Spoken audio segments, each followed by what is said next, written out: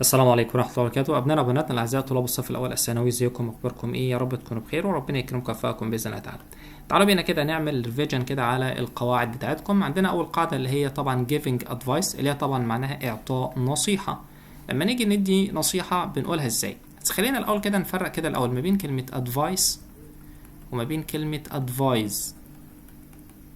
advice بالسي ده كده نصيحة، وده كده اسم مفرد لا يعد. يعني ايه اسم مفرد لا يعد؟ يعني ما ينفعش ان انا احط في اخره اسم. انما advice ده الفعل نفسه معناه ينصح. طيب تعالى كده نبص على السؤال. مستر محمد always gives us a space on how to study English. مستر محمد دايما بيدينا ايه عن ازاي نذاكر انجليزي. يبقى اكيد بيدينا نصيحة او نصائح. المهم ان give the verb يبقى اكيد بيعطينا، يبقى انا محتاج الاسم. يعني advise ده غلط علشان ده الفعل نفسه معناها ينصح، يبقى اكيد ما ينفعش اقول لك بيعطي ينصح، ولكن يعطي نصيحة. طيب advice ولا advices ولا advices؟ طيب احنا لسه قايلين كده ان كلمة advice ده مفرد لا تعد، وبالتالي ما ينفعش احط في اخرها اس، يبقى سي غلط وكمان دي غلط، يبقى الاجابة اول واحدة. طيب ازاي مستر بندي نصيحة باكتر من طريقة؟ ينفع اول حاجة ان احنا نستخدم كلمة should بجيب بعديها الانفينيتيف على طول بدون كلمة to. انما كلمة ought لازم يكون في معاها to وبعد كده الانفينيتيف، وده بيساوي had بيتر، وهاد ليها اختصار اللي هو apostrophe دي، وبعد كده بنجيب الانفينيتيف بشكل مباشر. كل ده كده معناه يجب. طب عايز انفي لا يجب، يبقى shouldn't والانفينيتيف، ought not to والانفينيتيف، had better not والانفينيتيف بشكل مباشر. تعال نبص على سؤال. You space to get up early as it's good for your health. انت ايه انك تستيقظ بدري علشان ده كويس لصحتك. You shouldn't ولا ought ولا had better ولا should؟ تلقائي في to، يبقى انا ما ينفعش اقول shouldn't ولا should. طب had better اجيب الانفينيتيف برضو يبقى غلط، يبقى انا مش محتاج to، يبقى اللي بجيب بعديها to اللي هي ought to. الكلام ده برضو بيساوي لما احب ادي نصيحة اقول كده I advise you to او not to. It's advisable to أو not to، والانفينيتيف my advice is to أو is not to. كل ده كده طرق علشان أدي بيها نصيحة. بس I ده الفاعل يبقى أنا محتاج فعل. It is إنه يكون يبقى أنا محتاج الادجكتيف الصفة advisable. my ده صفة يبقى بجيب بعدها اسم my advice نصيحتي. الكلام ده برضو بيساوي if I were you I would أو wouldn't، والانفينيتيف لو أنا مكانك أنا هعمل، أو if I were in your shoes لو أنا مكانك. طبعا هنا مش معناها لو أنا في جزمتك، لا، لو أنا مكانك I would أو wouldn't والانفينيتيف. برضو بيساوي if I were in your place. كل ده كده علشان ندي نصيحة. لما نحب نتكلم على blame أو regret معناها ندم. blame أو regret معناها ندم. انا بندم على حاجة، او blame بمعنى بيعتب عتاب.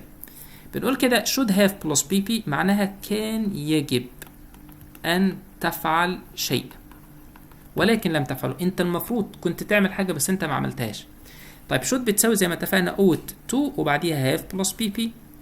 طيب لما احب انفي يبقى shouldn't have والpp بتساوي ought not to have plus pp. يبقى shouldn't معناها لم يكن يجب أن تفعل شيء. ما كانش المفروض إنك تعمل حاجة، بلوم عليك، بعتب عليك، أو أنا بندم إن أنا عملت أو إن أنا ما عملتش حاجة. تعال نبص كده. He paid a fine. paid the post يبقى أنا تلقائي محتاج have وتصريف رقم 3 بشكل مباشر. He paid a fine as he exceeded the speed limit. هو دفع غرامة علشان تجاوز السرعة. هو إيه؟ ده traffic law قانون المرور. should have followed كان المفروض إن هو يتبع، ولا shouldn't have followed ما كانش المفروض ان هو يتبع، ought to have broken كان المفروض ان هو يخالف، ought to have follow. تقول والله تلقائي كده يا مستر خلينا نمشي بمبدأ الاستبعاد. ought to have plus pp يبقى تلقائي هنا دي follow، بس كنت لازم اقول followed يبقى دي غلط. طيب هو دفع غرامة علشان تجاوز السرعة، هو ايه بقى؟ قانون المرور. follow معناها يتبع، يبقى هو هقول كده هو كان المفروض ان هو يتبع، ادي should have followed يبقى ايه؟ اجابة صح. طب بي he shouldn't have followed ما كانش المفروض ان هو يتبع قانون المرور، طبعا غلط. طيب ought to have broken ده تصريف رقم 3 من break بمعنى يخالف. هقول هو كان المفروض يخالف قانون المرور، لا طبعا. المفروض لو انا اقول كده كنت اقول ought not to have broken، يبقى اجابة خاطئة. تعالوا نبص كده على استخدامات كلمة must. اولا must بمعنى يجب، وبجيب بعديها الانفينيتيف بشكل مباشر، ما اجيبش بعديها to. طيب في عندنا حاجة تانية اللي هي a must. يا مستر هو ينفع اجيبها قبل كلمة must؟ ينفع. must بتساوي necessity، معناها كده ضرورة، وده كده الاسم نفسه. طيب انما في عندنا كلمة necessary. necessary ده الادجكتيف الصفة، معناها ضروري. يبقى دي كده الادجكتيف الصفة، والادجكتيف ما تجيبش قبلها او ان. انما necessity ده الاسم، وماست ده هنا كده مستخدم كنون، يبقى نجيب قبليهم عادي خالص، مفيش مشكله. طب تعال نبص على السؤال. اتس او ان، في او ان يبقى انا محتاج اسم، ما ينفعش شود، علشان شود دي ما تستخدمش كاسم. اتس ماست صح. اتس necessary دي صفه، ما ينفعش قبلها يكون في او ان. اتس ادفايس، طب ادفايس غلط ليه؟ برافو عليك، عشان يا مستر احنا لسه قايلين هناك ان ادفايس دي مفرد لا تعد، وما دام اسم مفرد لا يعد يبقى ما ينفعش ان انا اجيب قبليه لا ولا ان، يبقى لا يسبق ب او ان، يبقى اجابه خاطئه. يبقى it's a must to see a doctor if you can't breathe properly. يجب انك تشوف دكتور لو انت مش قادر تتنفس بشكل كويس. طب استخدامات كلمة must بستخدمها عشان ندي general rules اللي هي معناها قواعد عامة، قوانين عامة. strong advice نصيحة قوية. recommendation أو invitation توصية أو دعوة. internal obligation إلزام داخلي، يعني إيه؟ يعني مفيش حد بيفرض علي حاجة. disapproval معناها عدم استحسان أو عدم الموافقة على شيء. طب تعال نبص على سؤال. You not come round and have dinner with us. أنت إيه come round؟ معنى visit يزور. أنت يعني تيجي تزورنا وتتناول معنا الإيه؟ الغداء. My mother is a wonderful cook. أمي طباخة كويسة جدا. يبقى you a must ولا you shouldn't ولا you must ولا you have؟ تقول لي والله ما ينفعش أقول لك you a must، اللي هي علشان you ده السبجكت، يبقى أنا محتاج verb فعل، يبقى إيه غلط؟ shouldn't أنت لا يجب إنك تيجي تزورنا، غلط. طب you must ولا you have؟ طبعا ما ينفعش have اجيب بعدها الانفينيتيف، يبقى you must come round، وده طبعا ده كده invitation دعوة. الحاجة اللي بعد كده طبعا النيجاتيف بتاع كلمة mustn't بستخدمها عشان نتكلم في تحريم حاجة محرم انها تحصل، او ندي نصيحة قوية ما ينفعش انك تعمل. طب mustn't اجيب بعدها infinitive بتساوي ايه بقى كده؟ be not allowed. يعني ايه be not allowed؟ يعني اقول لك كده you aren't allowed، it isn't allowed، it isn't permitted. to plus infinitive. طيب بيساوي it is banned معناها يحرم، يبقى it's banned معناها محرم، it's forbidden محرم، it's prohibited محرم، واجيب بعدهم to plus infinitive. طيب بيساوي it's illegal معناها غير قانوني، بتساوي it's unlawful يعني غير قانوني، to plus infinitive. بيساوي it's against the law ضد القانون. اي حاجه من كل الحاجات دي كلها يبقى انت تلقائي محتاج mustn't وبنجيب بعدها infinitive. تعال نبص. كاميرا او كاميراز aren't allowed here. الكاميرات ممنوعه هنا. you not take photos انت ايه تلتقط صور، فاكيد you aren't allowed غير مسموح بيها، يبقى ده تحريم، يبقى انت you mustn't. طب شود انت معناها يا مستر؟ ما شود انت معناها لا يجب، دي بديك نصيحه، عملت ما عملتش ما فيش مشكله، انما انا بقول لك ده ما ينفعش تستخدم كاميرا هنا. نيد انت مش محتاج انك تستخدم، طب لو احتجت يعني لو استخدمت عادي ما فيش مشكله، يبقى ده كده عدم ضروره. mustn't ما تجيبش بعدها تو. mustn't infinitive ده رقم 2 strong advice نصيحه قويه. you not smoke again or you will die انت تدخن تاني والا هتموت، يبقى معنى كده ايه؟ you must انت يجب انك تدخن تاني، you shouldn't لا يجب بس دي نصيحة، عملت ماشي ما عملتش ما فيش مشكلة، انما انت هتموت يبقى ده كده مش نصيحة عادية، يبقى ده mustn't تحريم. needn't بقول ما فيش داعي ان حاجة تحصل. طب عندنا حاجة تانية بمعنى يجب اللي هي have او has to، دول برضو كده معناهم يجب، بس طبعا has بتاخد he او she او it او اي اسم singular مفرد. طيب have اي حاجه جمع، او I you we they او اي اسم plural جمع. طيب ايه الفرق بقى يا مستر كده ما بين must وما بين have او has to؟ طيب have او has في الحاله دي كده زي كلمه need، بس هحط فيها اس طبعا لو هي وشي وات. need بس infinitive يبقى I you we او they. ده كده have او has to plus infinitive دايما بستخدمه لو بتكلم في الزام خارجي، يعني حد بيفرض علي حاجه، يبقى انت كده في الحاله دي كده محتاج have او has to plus infinitive، يبقى إلزام خارجي have أو has to plus infinitive. انما الاستخدامات التانية بقى اللي هي كلمة مصر اللي قلناها هناك بقى نصيحة قوية بقى، مش عارف قوانين عامة، دعوة وتوصية وما شابه. تعال نبص كده على الجملة. You not to your passport when you travel abroad. انت ايه تظهر جواز السفر لما تيجي تسافر كده وانا في المطار، يبقى لازم اوري جواز السفر، ودي حاجة مش من جوان، لا ده قانون بيفرض عليك كده. يبقى you have to اجابة صح. should دي نصيحة، دي مش نصيحة. ought to ما should بتساوي ought to، دي نصيحة ودي مش نصيحة. need كان لازم يكون في بعدها to، مفيش to يبقى إجابة خاطئة. طيب يا ترى لما نتكلم على الباست بتاع must أو have أو has، الاتنين دول كده to plus infinitive، وmust طبعا infinitive بس، دول كده present، دول present مضارع. طب الماضي بتاعهم had to، يبقى ده كده ماضي. طب had to معناها ايه؟ اضطر الى عمل شيء. تعال نبص على الجمله. yesterday امبارح the car broke down، العربيه عطلت. so I not take a taxi to work، انا ايه اخد تاكسي الى العمل. طبعا انا بتكلم في الباست عشان broke down و yesterday، يبقى must ده present مضارع، have to ده present، had to ده الباست، يبقى اجابه صحيحه. should والانفينيتيف ده present، يبقى دي اجابه خاطئه. يبقى العربيه عطلت امبارح ولذلك انا اضطريت ان انا اخد تاكسي الى العمل. طيب نخلي بالنا من اللي جايه دي كده علشان مهم قوي. عندنا لما نتكلم في حاجه اسمها lack of necessity. يعني ايه lack of necessity؟ دي كده معناها عدم ضروره. يعني ايه عدم ضروره؟ بقى الحاجه مفيش داعي انها تحصل، لو حصلت ماشي، ما حصلتش خلاص مفيش مشكله. عندنا اول حاجه needn't اجيب بعدها الانفينيتيف على طول بدون to، معناها ليس من الداعي ان، ليس من الضروري ان. طب needn't دي بتساوي don't او doesn't have او need، بس اكيد انا عارف ان كلمه don't دي هتاخد I you we they، يبقى I you we they don't have او don't need، ولازم يكون في معاهم to. طيب الكلام ده بيساوي ايه؟ او زيهم ايه؟ doesn't، بس doesn't اكيد انا عارف ان هي بتاخد he او she او it، يبقى doesn't have او doesn't need to والinfinitive. الكلام ده بيساوي haven't او hasn't، بس لازم يكون في بعدهم كلمة got، ولازم بعد got يكون في to. انا عارف ان haven't بتاخد I you we they، hasn't بتاخد he او she او it. طب كل ده كده معناه ايه؟ معناه ليس من الضروري ان، مفيش داعي ان حاجه تحصل، لو حصلت مفيش مشكله. تعال نبص.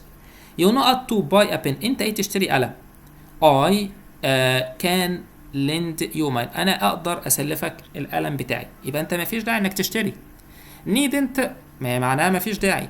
hasn't you ما تاخدش has، يبقى غلط. you mustn't انت حرام انك تشتري قلم، انت لا يجب انك تشتري قلم، انا اقدر اسلفك، لا طبعا ده مش تحريم. you don't have ما فيش داعي، بس الفرق needn't اجيب بعدها infinitive على طول، طب ده في to يبقى ما ينفعش needn't، يبقى you don't have to. طيب عندنا دي برضو مهمة قوي، عدم ضرورة بس في البوست. عندنا didn't have او didn't need to plus infinitive، دي كده معناها ايه؟ didn't have أو didn't need to plus infinitive معناها لم يكن داعي أن تفعل شيء ولكن فعلته، يعني أنت عملت حاجة المفروض إنها ما كانش تحصل.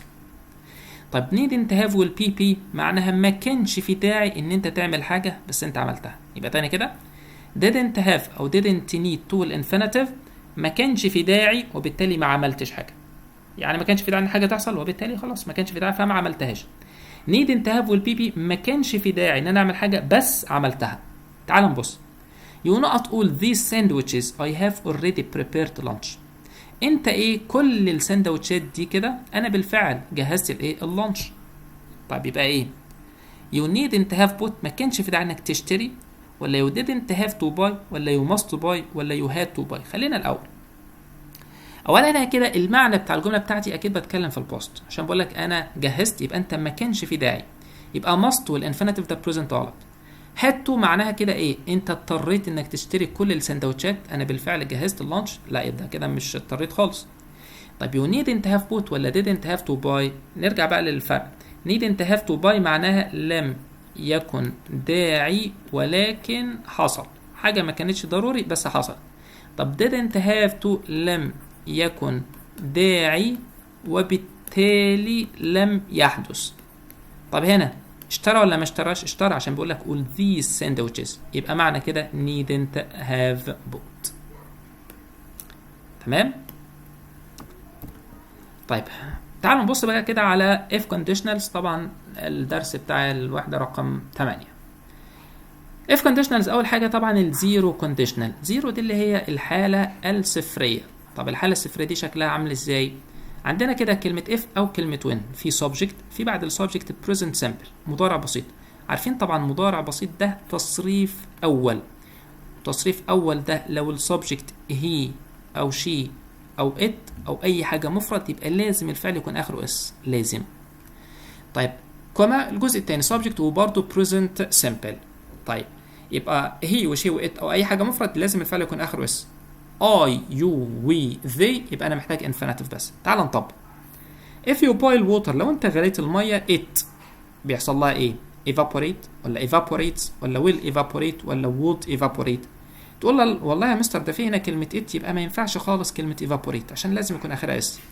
طيب evaporates ولا will evaporate ولا would evaporate؟ بص على الجزء الاول، دي كلمة boil ده تصريف اول. تصريف اول يبقى ينفع يكون present وينفع يكون will زي ما هنشوف دلوقتي، بس ما ينفعش ابدا would عشان would دي في الحالة التانية. طيب evaporates ولا will evaporate؟ نرجع بقى. الزيرو دي بستخدمها عشان اتكلم في حقائق علمية او عشان نتكلم في عادات.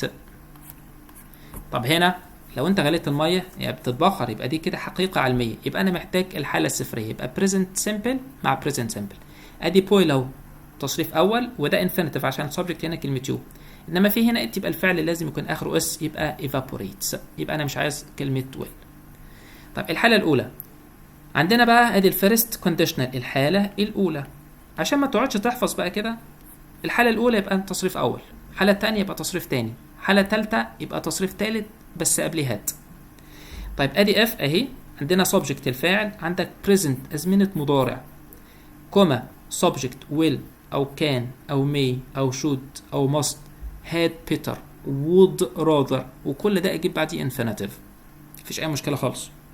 يبقى الحالة الاولى ادي عندك اف اداة شرط، الفاعل اهو، بعد كده ازمنة present مضارع ودايما بيكون في الاغلب مضارع بسيط.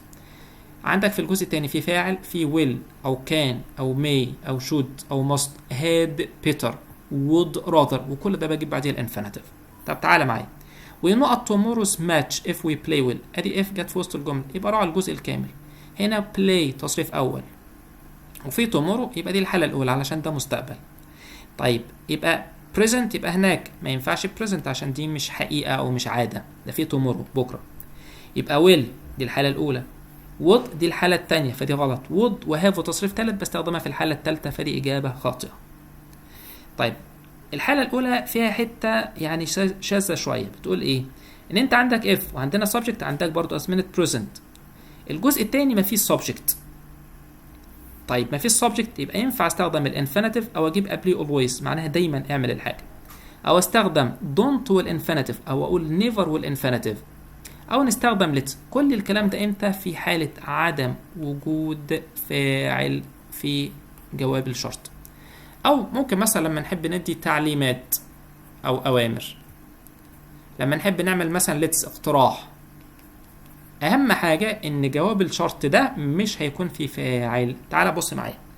if you meet هاني، لو قابلت هاني أدي meet تصريف أول، يبقى تلقائي كده يا إما الحالة الصفرية يا إما الحالة الأولى، ملهاش بديل تاني. invite ولا will invite ولا would invite ولا would have invited. would و have تصريف ثالث حالة ثالثة، would والانفينيتيف حالة تانية. طيب invite ولا will invite؟ بص هنا يا مستر، هل في فاعل هنا؟ لا مفيش فاعل، لا يوجد فاعل، يبقى مش عايز will، يبقى انا عايز الانفينيتيف بس اهو. لو قابلت هاني ادعيه الى الحفلة، يبقى انا بديك تعليمات او اوامر. طيب السكند كونديشنال اللي هي الحالة رقم 2، الحالة الثانية. احنا اتفقنا حالة تانية يبقى على طول تصريف تاني، يبقى انت عندك if وعندك subject، عندك past simple كوما في subject، في هات الباست بقى بتاع will would بتاع كان كود بتاع may might، وهنجيب بعديهم الانفينيتيف على طول. طيب بص على الجملة، ده دايما سؤال امتحانات دايما بيتكرر. if he دي كده تنفع تكون read أو read the question will he space it. طيب يا ترى هنا هنسأل بقى سؤال بسيط، read ده أنهي تصريف؟ تقول له والله يا مستر ده التصريف الاول. طب ايه التصريف التاني بتاعه؟ زي ما هو بس بيتنطق ريد، تصريف تاني. طب يا مستر لو ده تصريف اول فانا كده تلقائي محتاج ويل، لو ده تصريف تاني فانا كده تلقائي محتاج وود. طب اعرف ازاي؟ بص بقى على الفاعل، في هنا كلمه ايه؟ هي. طب ده احنا قلنا يا مستر لو الحاله الاولى هي وشي وات في البريزنت سيمبل كان لازم يكون اخره اس. طب هنا ما اخروش اس، يبقى اكيد ده مش بريزنت، يبقى ده اكيد ده ماضي، ده تصريف رقم 2، يبقى انا محتاج would والانفينيتيف، يبقى الاجابه رقم سي. انسر دي غلط خالص علشان هي كان لازم احط فيها اس، وبالتالي غلط، ودي مش الحاله الاولى ولا الصفريه. ويل دي مش الحاله الاولى علشان هنا ريد تصريف رقم 2 عشان الفعل ما فيهش اس، عشان الفعل كلمه هي. وود وهاف تصريف رقم 3 دي الحاله الثالثه. طيب الحاله الثانيه بنستخدمها عشان ندي نصيحه. if I were you I would والانفينيتيف او wouldn't والانفينيتيف، يعني ايه؟ لو انا مكانك انا هعمل كذا او مش هعمل كذا. if I know at you I would study hard. ادي بص على طول على الجزء الكامل، ادي هنا would والانفينيتيف، يبقى دي الحاله رقم 2، يبقى انا تلقائي محتاج تصريف رقم 2 عشان الحاله الثانيه. am the present have the present had been ده حاله ثالثه عشان هاتوا التصريف الثالث، يبقى if I were you. طيب نبص على الثيرد كونديشنال بقى اللي هي الحاله الثالثه. الحاله الثالثه اتفقنا يبقى في تصريف رقم 3 بس قبل التصريف الثالث في هاد. يبقى القاعده بتاعتي عندك اف، عندك سبجكت، عندك هاد وتصريف ثالث. الجزء الثاني فيه سبجكت، فيه would او could او might وهاف والتصريف الثالث، يبقى مهم قوي. هاد تصريف ثالث يبقى would could might have وتصريف رقم 3. تعال نطبق في الجملتين دول وركز فيهم جدا. if he had lunch he not hungry، والجمله الثانيه if he had lunch he not hungry. ايه الفرق ما بين الجملتين؟ تقول له والله يا مستر ده فيه هنا هاد بس، ده فيه هنا هاد. يبقى التركايه ايه؟ هاد هنا مفيش بعدها تصريف رقم 3، يبقى معنى كده ان دي الحاله الثانيه، الحاله رقم 2 عشان مفيش بعدها تصريف ثالث. يا مستر ما هو هاد ده تصريف ثالث بس مفيش قبليه هاد، يبقى دي الحاله الثانيه. يبقى انا تلقائي الحاله الثانيه، يبقى انا مش عايز want ده النفي بتاع will، مش عايز would وهاف تصريف رقم 3. يبقى ترى wouldn't be ولا would be؟ لو انا كنت اكلت لانش انا ايه جعان؟ اكيد انا ما كنتش هكون جعان، يبقى I wouldn't be hungry. طب اللي بعدها if he had ده فيه had وتصريف رقم 3، يبقى دي الحاله الثالثه، يبقى انا تلقائي هناك محتاج would وهاف وتصريف رقم 3، يبقى الاجابه رقم سي. يبقى نخلي بالنا كده الله يكرمكم من ايه التركات البسيطه دي كده. طيب في عندنا كده بدائل اف بقى، كلمه unless دي معناها اذا لم او لو لم، اما كلمه اف دي معناها اذا او لو بس. تعال نطبق بسؤال. not he works hard he will be fired. he works hard معناها هو يعمل بجد، he will be fired fired دي معناها كده يطرد، يبقى اكيد هو هيطرد من العمل. يبقى معنى كده يتم طرده، يبقى فاير معناها يطرد. يبقى لو اشتغل بجد هو يعني هيطرد، ولا لو ما اشتغلش؟ اكيد لو ما اشتغلش، يبقى اذا لم يعمل بجد يبقى unless. طب في عندنا كده بعض الكلمات زيهم زي كلمة اف. ادي كلمة اف اهي زيها زي كلمة in case معناها في حالة، as long as طالما، on condition او on condition that، provided او provided that، providing او providing that. كل دول كده دايما بيكون في بعديهم فاعل وفعل.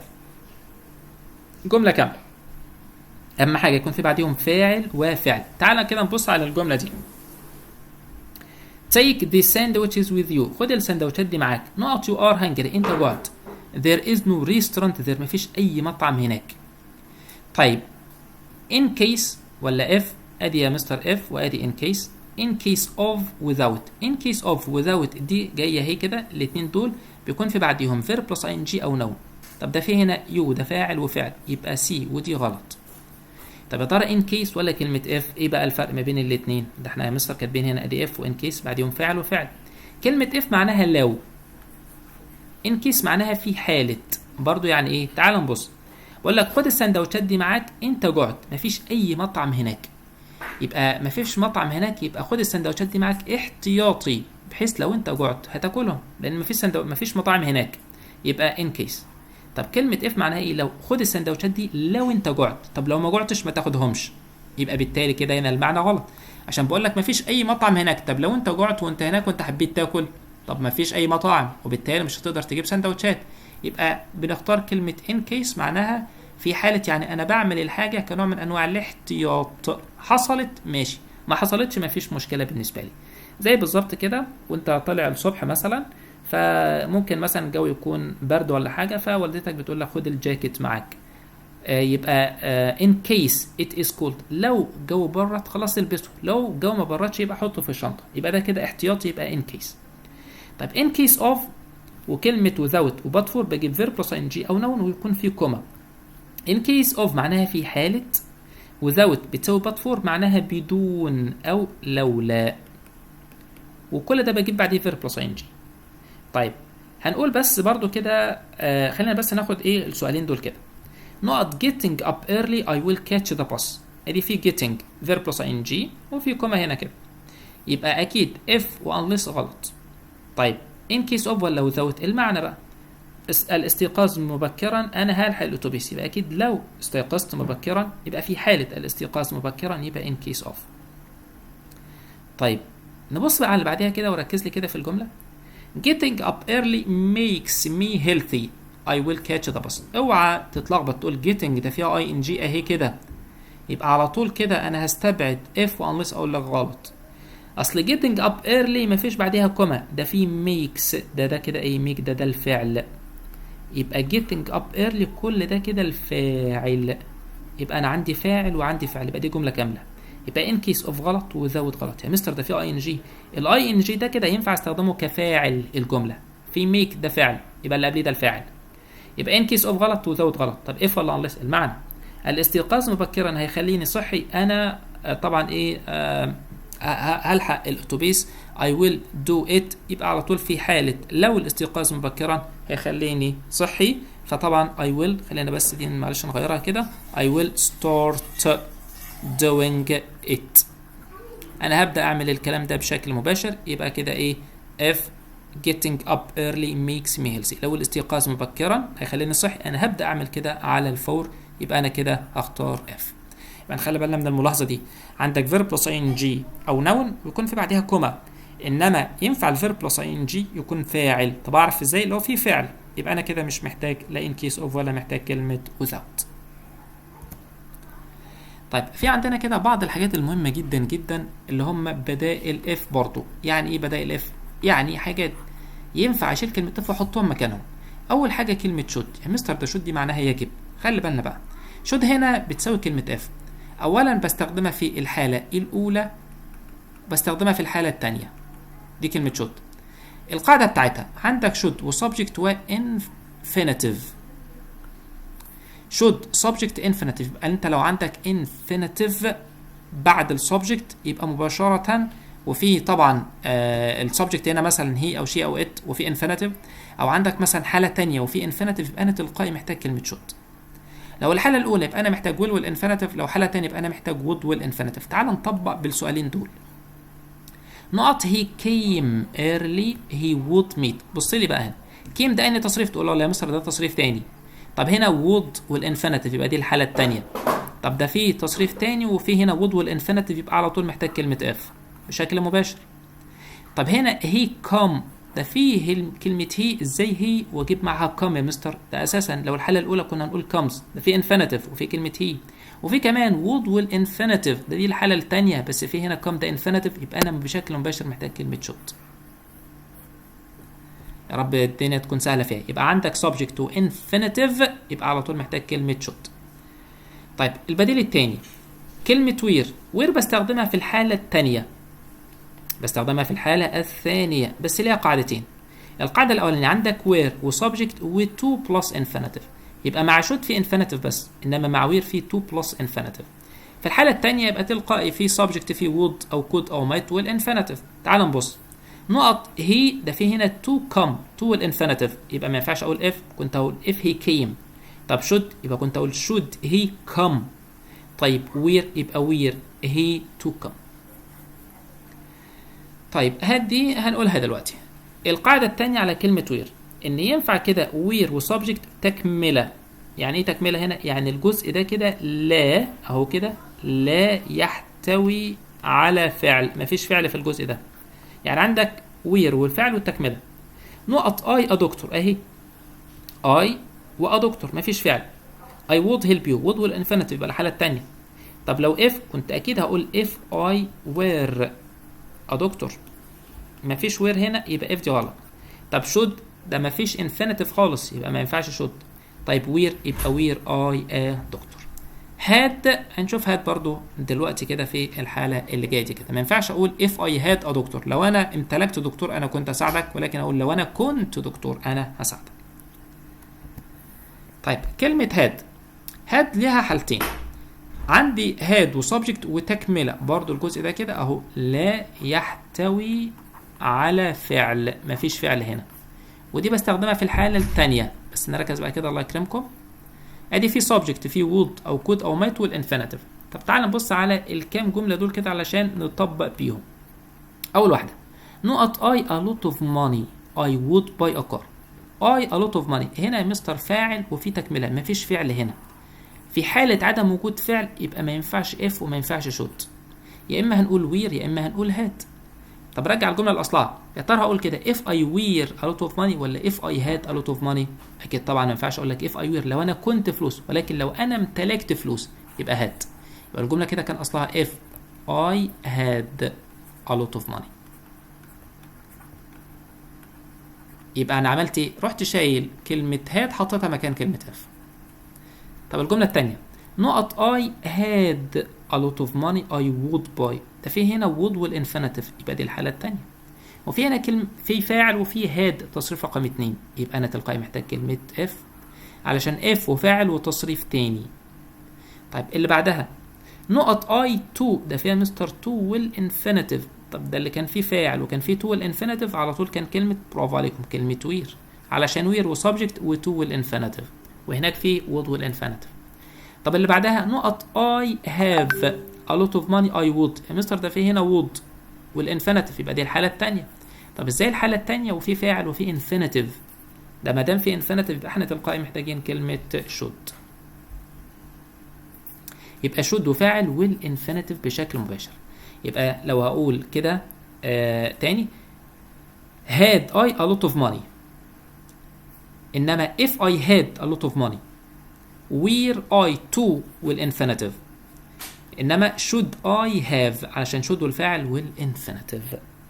طيب had بنجيب بعدها subject وبعد السبجكت بنجيب تصريف رقم 3. ما دام في had وفي تصريف ثالث يبقى مباشرة دي كده الحالة الثالثة.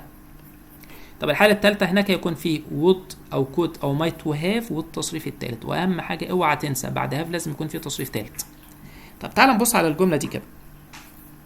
نقط I had a lot of money I would have put. في would وhave وتصريف ثالث يبقى دي الحالة الثالثة. طيب وفي هنا I had. طب هل في بعد had هنا تصريف ثالث؟ لا يا مستر مفيش بعدها تصريف ثالث، يبقى تلقائي أنا محتاج كلمة had. ليه؟ علشان had أهي والفاعل وتصريف ثالث، وهناك في I وفي would وفي have وتصريف رقم 3. طب اللي بعديها نقط I had. طب ده في had وفي had. had الأولاني ده الفعل المساعد، وهاد ده التصريف رقم 3 من كلمة have يمتلك، يبقى تلقائي دي الحالة الثالثة، يبقى محتاج كلمة if. should وwere بستخدمهم في الحالة should في الحالة الأولى والثانية، were في الحالة الثانية، يبقى الاثنين كده غلط عشان دي الحالة الثالثة. يبقى كده انت ما بين if وما بين كلمة had. في هنا فاعل وفي had وتصريف ثالث يبقى انا محتاج if، انما اللي قبلها في فاعل وفي تصريف ثالث بس، يبقى انا تلقائي في الحالة دي كده محتاج كلمة had. يا رب الدنيا تكون كده وصلت في الايه الملاحظات المهمة دي كده. طيب اخر ملاحظتين في الجزء ده كده، if ينفع اجيب بعدها تصريف ثالث مباشرة اذا كانت الجملة بتاعتي passive مبنية للمجهول. إذا كانت الجملة passive مبنية للمجهول. طب بص كده if نقط I would have gone to the party. احنا اتفقنا نروح على الجزء الكامل في would وhave وتصريف ثالث يبقى دي الحالة الثالثة. طيب في if لو if وفاعل يبقى أنا محتاج had وتصريف ثالث. طيب أدي if subject had والبي بي تمام. if I had invited أدي في فاعل وفي had وتصريف ثالث ماشي. if invited طب ده مفيش فاعل هنا يبقى if invited احتمال، يبقى انت كده ما بين A وما بين B. طب if had invited ده مفيش فاعل يبقى ما ينفعش اقول had invited. طب if had been invited ده مفيش فاعل برضه يبقى ما ينفعش اقول had been invited. طب يا ترى اقول if I had invited ولا if invited على طول؟ المعنى بقى لو انا انا كنت هذهب للحفله، يبقى اقول لو انا دعيت ولا لو انا دعيت؟ تلقائي هتقول لك كده لو انا دعيت، يبقى كنت اقول if I had been invited، لو كان تم دعوتي. طب ده مفيش I had been invited، يبقى الأولى غلط، يبقى if invited على طول. ليه؟ علشان الجزء الأول ده كده passive، ففي حالة الباسيف يجوز إن بعد كلمة if أجيب التصريف الثالث مباشرة، يبقى if invited I would have gone to the party. كانت دي تنفع إمتى؟ لو كانت بالشكل ده if I had been invited. طيب الملاحظة اللي بعد كده إن if ينفع أجيب بعديها adjective صفة بشكل مباشر برضو لو مفيش subject، يبقى if pp تصريف ثالث passive، أو if adjective على طول لو مفيش فاعل بعديهم. طيب يبقى if A call me at once، لو A اتصل علي على الفور. if it necessary دي adjective دي صفة، وفي it ده الفاعل، يبقى لازم يكون في فعل هنا، مفيش فعل يبقى معنى كده إن دي غلط. طيب if is necessary، طب ده is ده الفعل والنسيسري دي الادجكتيف الصفة، بس مفيش فاعل، لا يوجد فاعل، يبقى دي غلط. if necessary ادي if والادجكتيف على طول، يبقى اجابة صح. if necessitates ده الانفينيتيف ده المصدر، لا يوجد فاعل، يبقى معنى كده ان دي اجابة خاطئة. يبقى if necessary كان اصلها ايه بقى؟ if it is necessary، فالحالة دي كانت تكون صح، يبقى if it is necessary بتساوي if necessary على طول. زي اللي قبلها كده if I had been invited بتساوي على طول كده if invited بشكل مباشر.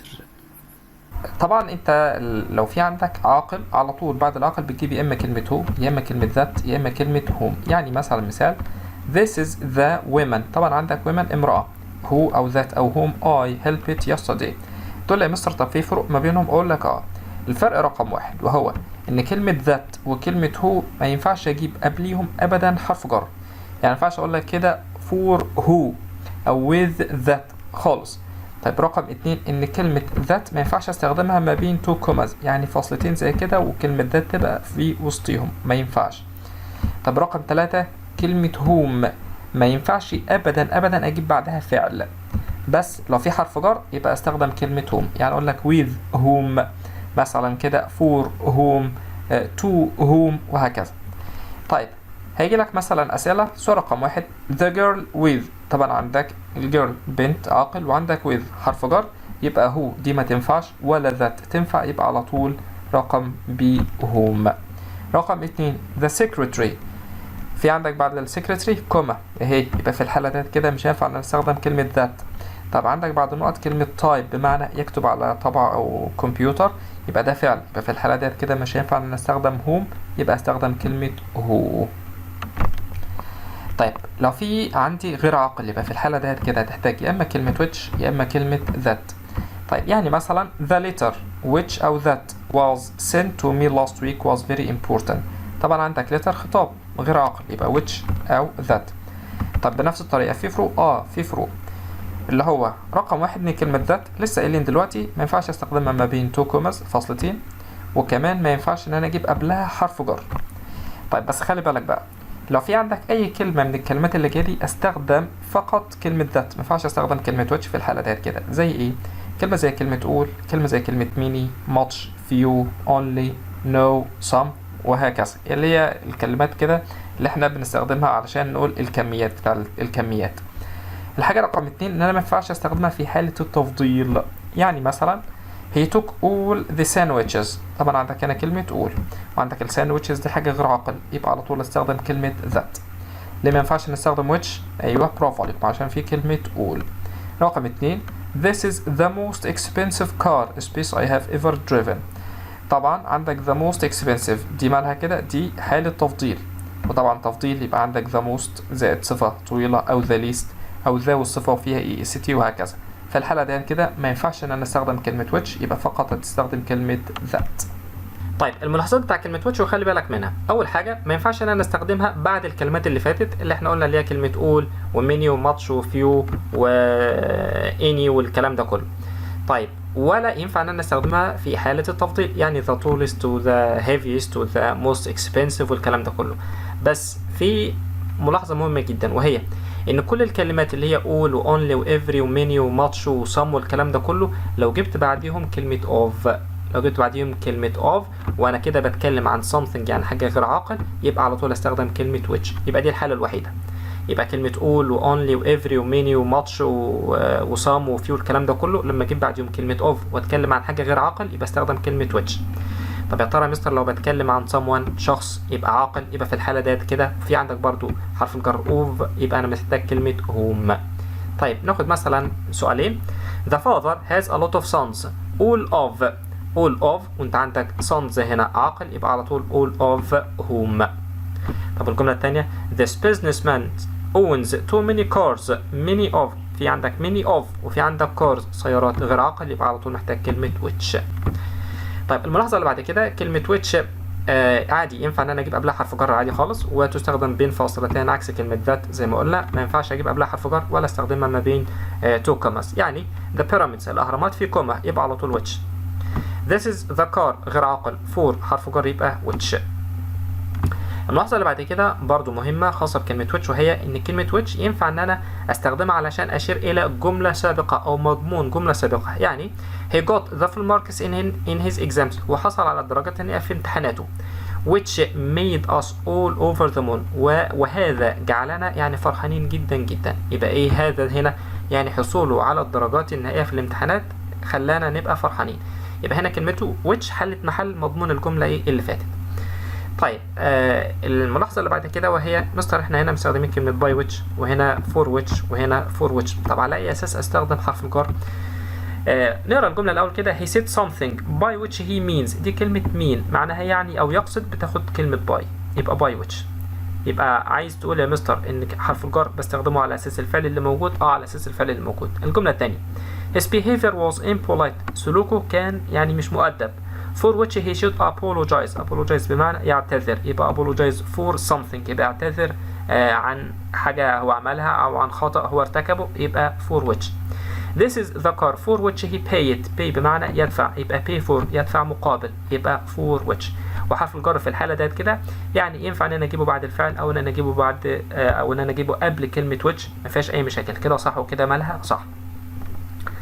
طيب الحاجة اللي بعد كده او الضمير اللي بعد كده اللي هو كلمة whose.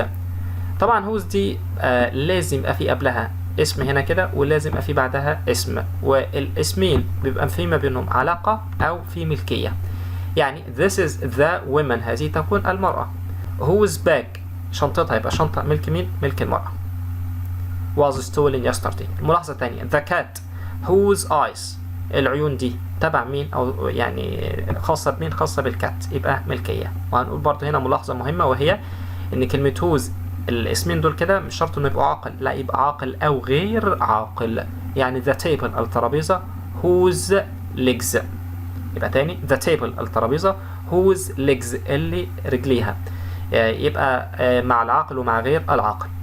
طيب خلي بالك بقى من الملاحظة المهمة جدا جدا جدا دي كده، وهي تعالى ناخد السؤالين الأول كده. this is the car space cost 50,000 pounds. والجملة الثانية this is the car space cost is 50,000 pounds. طب ايه الفرق ما بين الاثنين؟ هنا عندك كلمة cost وهنا عندنا كلمة cost. في فرق يا مستر؟ في فرق. اللي هو ايه بقى؟ في عندك بعض الكلمات ينفع استخدمها كاسم وكفعل. يعني كلمة visit معناها يزور أو زيارة، stay يقيم أو إقامة، end ينتهي أو نهاية، play يلعب أو مسرحية، cost يكلف أو تكلفة، export يصدر أو export صادرات، pay يدفع أو أجر، wish يتمنى أو أمنية، likes بمعنى يحب أو الحاجات اللي الناس بتحبها. يعني الكلمة دي ينفع استخدمها كاسم وكفعل. طب أفرق إزاي بقى من اللي جاي بعديهم؟ الجملة الأولى this is the car space cost 50,000 English pounds. يبقى هنا هل في بعد كلمة cost فعل؟ مفيش، يبقى هنا مستخدمة كفعل، يبقى في الحالة ديت كده which. والتي يكون سعرها. طب الجملة الثانية this is the car space cost is، في بعد كلمة cost في فعل اهو، يبقى ما ينفعش يبقى فيه فعلين ورا بعض. يبقى كلمة كوست هنا اسم، يبقى انت عندك اسم هنا وعندك كار اسم، يبقى اسم واسم، يبقى على طول كلمة whose. يبقى هذه تكون السيارة سعرها يكون كذا. يبقى تاني الاسماء دي افرق ازاي يا مستر اذا كانت الكلمة اسم او فعل من اللي جاي بعديهم؟ لو في بعديهم فعل زي كده يبقى الكلمة دي مستخدمة كاسم، لو مفيش بعديهم فعل يبقى الكلمة دي كده مستخدمة كفعل. طيب ملاحظة مهمة وهي ان انت عندك كلمة some وميني وفيو وموست وهاف ونيذر ونون ونمبر، كل الكلمات دي كلها لما اجيب بعديهم حرف الجر of، اللي هي الملاحظة اللي احنا قلناها هناك.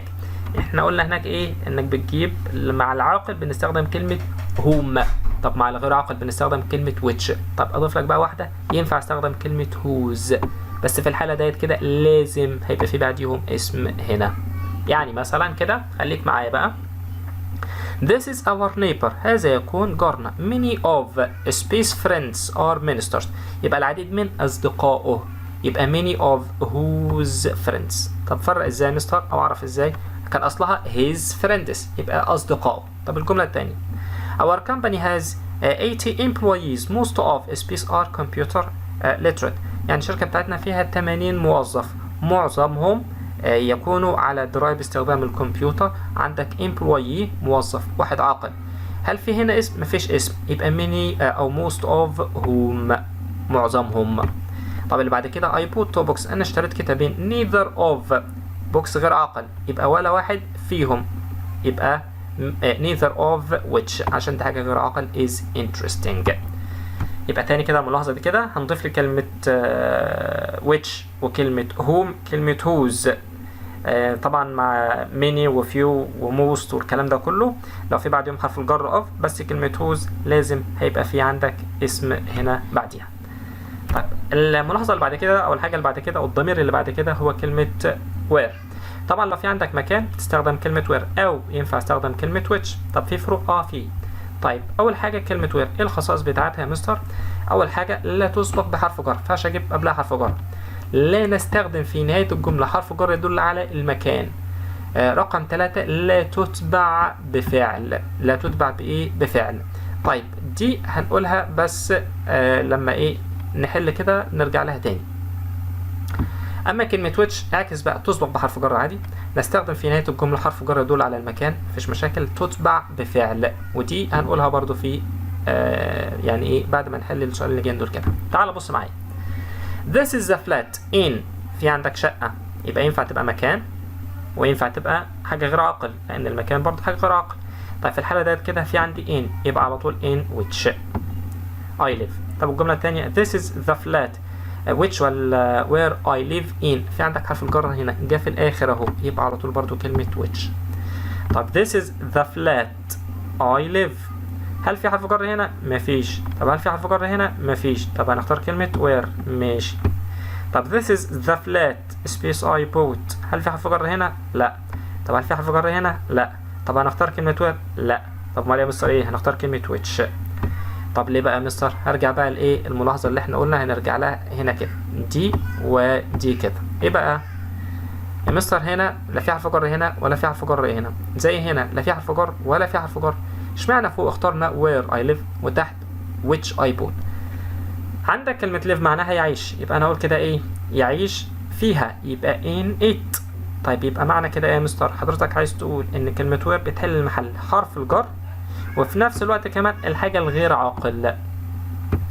طب اللي بعدها This is the flat I bought، هتقول ايه؟ I bought أنا اشتريت. I bought in it ولا I bought it؟ I bought it أنا اشتريتها فقط.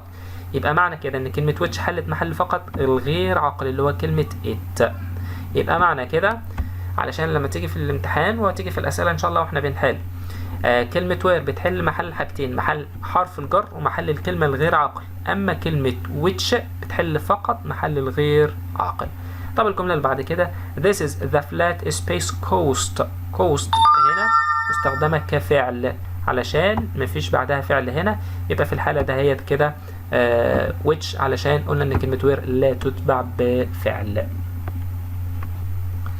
طيب هناخد بس ملاحظة كده من هنا بسيطة، وهي ايه كده؟ ان كلمة where بتساوي كلمة which زائد حرف الجر، او ان انا ينفع اجيب حرف الجر قبل كلمة ايه؟ which. طيب الملاحظة دي برضو مهمة، وهي لاحظ يمكن ان انا استخدم حرف جر قبل كلمة where، بس امتى بقى؟ لو كان معناها او بتشير الى مكان. يعني ايه برضو يا مستر؟ يعني بص على الجملة كده، I took the car، انا اخذت السيارة to الى، يبقى to ايه بقى؟ to where it was fixed. ليه هنا يا مستر قلنا to where؟ عشان لما اقول لك to where كده كان اصلها كده كلمة محذوفة، to the place الى المكان where it was fixed. يبقى هنا كلمة where اجيب قبلها حرف جر عادي، بس لو كان قبلها مثلا كلمة بليس وكلمة محذوفة بس مفهومة من المعنى بتاع الجملة أو السياق بتاع الجملة. يبقى أنا أخذت السيارة إلى، يبقى to the place إلى المكان where it was fixed، هي يعني سواء اتكتبت أو ما اتكتبتش مش هتفرق كتير في المعنى بتاع الجملة. طيب لو عندنا زمان أو وقت على طول بتستخدم كلمة when، أو ينفع استخدم كلمة which. يعني which دي رشقة يعني في إيه؟ في حاجات كتير جدا. طيب علشان ما اقعدش ايه اطول عليك، كلمة when زيها زي كلمة where، كل الكلام اللي اتقال على where هيتقال على when. يعني بمعنى ان كلمة when لا تتبع بفعل، لا تسبق بحرف جر، ما ينفعش استخدم حرف جر في الاخر الجملة، بس بشرط ايه بقى؟ حرف الجر هنا يدل على الوقت او الزمان. اعكس بقى مع كلمة which، هنا عندك October is the month in، شهر، وعندك in حرف جر يبقى in which. October is the month we defeated Israel in، عندك in اهو يبقى which برضو. طب هنا October is the month space we defeated Israel، اكتوبر شهر احنا هزمنا فيه اسرائيل، مفيش حرف جر هنا ولا في حرف جر هنا، يبقى when. طب اللي بعدها بقى مستر October is the month space I love very much، هنا كلمة which. ليه بقى يا حبايبي شاطرين؟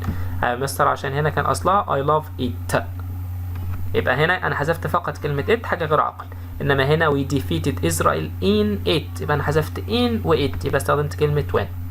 طيب رقم 5 October is the month space precedes November، اكتوبر الشهر، precede دي معناها يسبق، ده فعل، يبقى على طول برضو كلمة which. يبقى الكلام اللي اتقال على when هيتقال على كلمة where باستثناء ان when بتاع وقت او زمان، اما where بتاعت مكان. الحاجة اللي بعد كده عندنا كلمة what، وكلمة what دي برضو مهمة قوي، وهي يعني مش بنجيب قبلها اسم خالص. وكلمة what بتساوي the thing أو the things that. يعني مثلا كده مثال I couldn't understand what he said، أنا ما قدرتش أفهم اللي هو قاله. بص هنا كلمة what هل في قبلها هنا اسم؟ لا مفيش قبلها اسم، يبقى على طول what. طب هنا أقولها بقى إزاي؟ I couldn't understand the things أو the thing that he said، كده صح. طيب جملة كمان what annoys me، what هنا مش بمعنى ما أو ماذا سؤال، لا هنا معناها الذي يضايقني is that، دي عفوا دي كلمة that، he always comes late، هو دايما بيجي ايه؟ متأخر. يبقى كان أصلها the thing that annoys me is that he always comes late. طيب مثلا اختار the policeman wanted to know، ضابط الشرطة كان عايز يعرف happened، هنا مفيش اسم، يبقى على طول what happened. طيب عندنا كلمة reason طبعا بمعنى سبب، تاخد حرف الجر for واجيب بعدها ing او اسم او why، وينفع يعني مكتوبة او مش مكتوبة، المهم ان هيبقى في بعدها فاعل وفعل. يعني لو في كلمة why يبقى في لازم يبقى في عندك فاعل وفعل. يعني the reason why he left، ادي why he left. طيب كلمة why بتساوي what واستخدم مع حرف الجر في الاخر for، او ينفع اجيب حرف الجر for قبل كلمة what. يعني I know نقط he married her، هل في هنا حرف جر for؟ لا. هل في هنا for؟ لا. يبقى I know why he married her، يبقى هنا كلمة why. طيب الجملة اللي بعد كده I know نقط he married her for، في عندك هنا كلمة for، يبقى على طول what. طيب بنفس الطريقة I know for، ادي for هنا يبقى برضو كلمة what. طيب الملاحظة اللي بعد كده لاحظ ان كلمة with اجيب بعدها noun اسم، طب بتساوي في الحالة ديت كده كلمة هو او which او that، بس دايما بقى فيه have او has او had، يعني بمعنى يمتلك او لديه. يعني مثلا I saw a villa، انا شفت فيلا نقط a big garden، حديقة كبيرة، هل في هنا فعل؟ لا مفيش، يبقى على طول with a big garden. طب الجملة الثانية I saw a villa نقط had a big garden، طب ده في هنا كلمة had وعندك هنا فيلا، يبقى فيلا دي كده ينفع تستخدم كمكان او كحاجة غير عاقل. هنا عندك هاد فعل، يبقى كلمة where لا تتبع بفعل، يبقى which. يبقى which had a big garden بتساوي with a big garden. الملاحظة رقم 2 وهي مهمة جدا برضو، هي ورقم 3 دي كده. اقرا كده الجملة الأول كده. I read a story، أنا قرأت قصة which was written by نجيب محفوظ، والتي كتبت بواسطة نجيب محفوظ. لما أقول لك which was written، الجملة دي كده مالها؟ تقول لي مبنية للمجهول. طب اقرا كده اللي بعدها دي كده. I read a story written by نجيب محفوظ. عملت إيه هنا؟ حذفت كلمة which يا مستر، وحذفنا verb to be، واستخدمنا التصريف رقم 3. يعني عايز تقول كده ان لو الجمله بتاعتي مبنيه للمجهول يجوز حذف ضمير الوصل، احذف ضمير الوصل بتاعك، وكمان احذف verb to be واستخدم فقط التصريف رقم 3 بالظبط كده.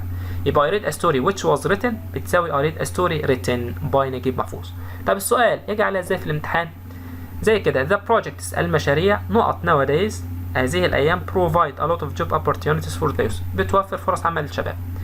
عندنا الفعل اللي هو الموجود كاري اوت ده معناه ينفذ. طب اقول لك المشاريع التي تنفذ، المشاريع مش بتنفذ يبقى تنفذ، عشان هي مش بتنفذ نفسها يبقى كده مبنيه للمجهول. طب عشان يبقى في مبني للمجهول يبقى في رقم 3. طب which carried out، طب ادي which وفي carried تصريف ثالث بس مفيش verb to be يبقى غلط. طيب are carried out، ادي are يا مستر وادي carried out، بس دي ما تنفعش ليه؟ علشان مفيش عندك ضمير الوصل، يعني مفيش which are carried out.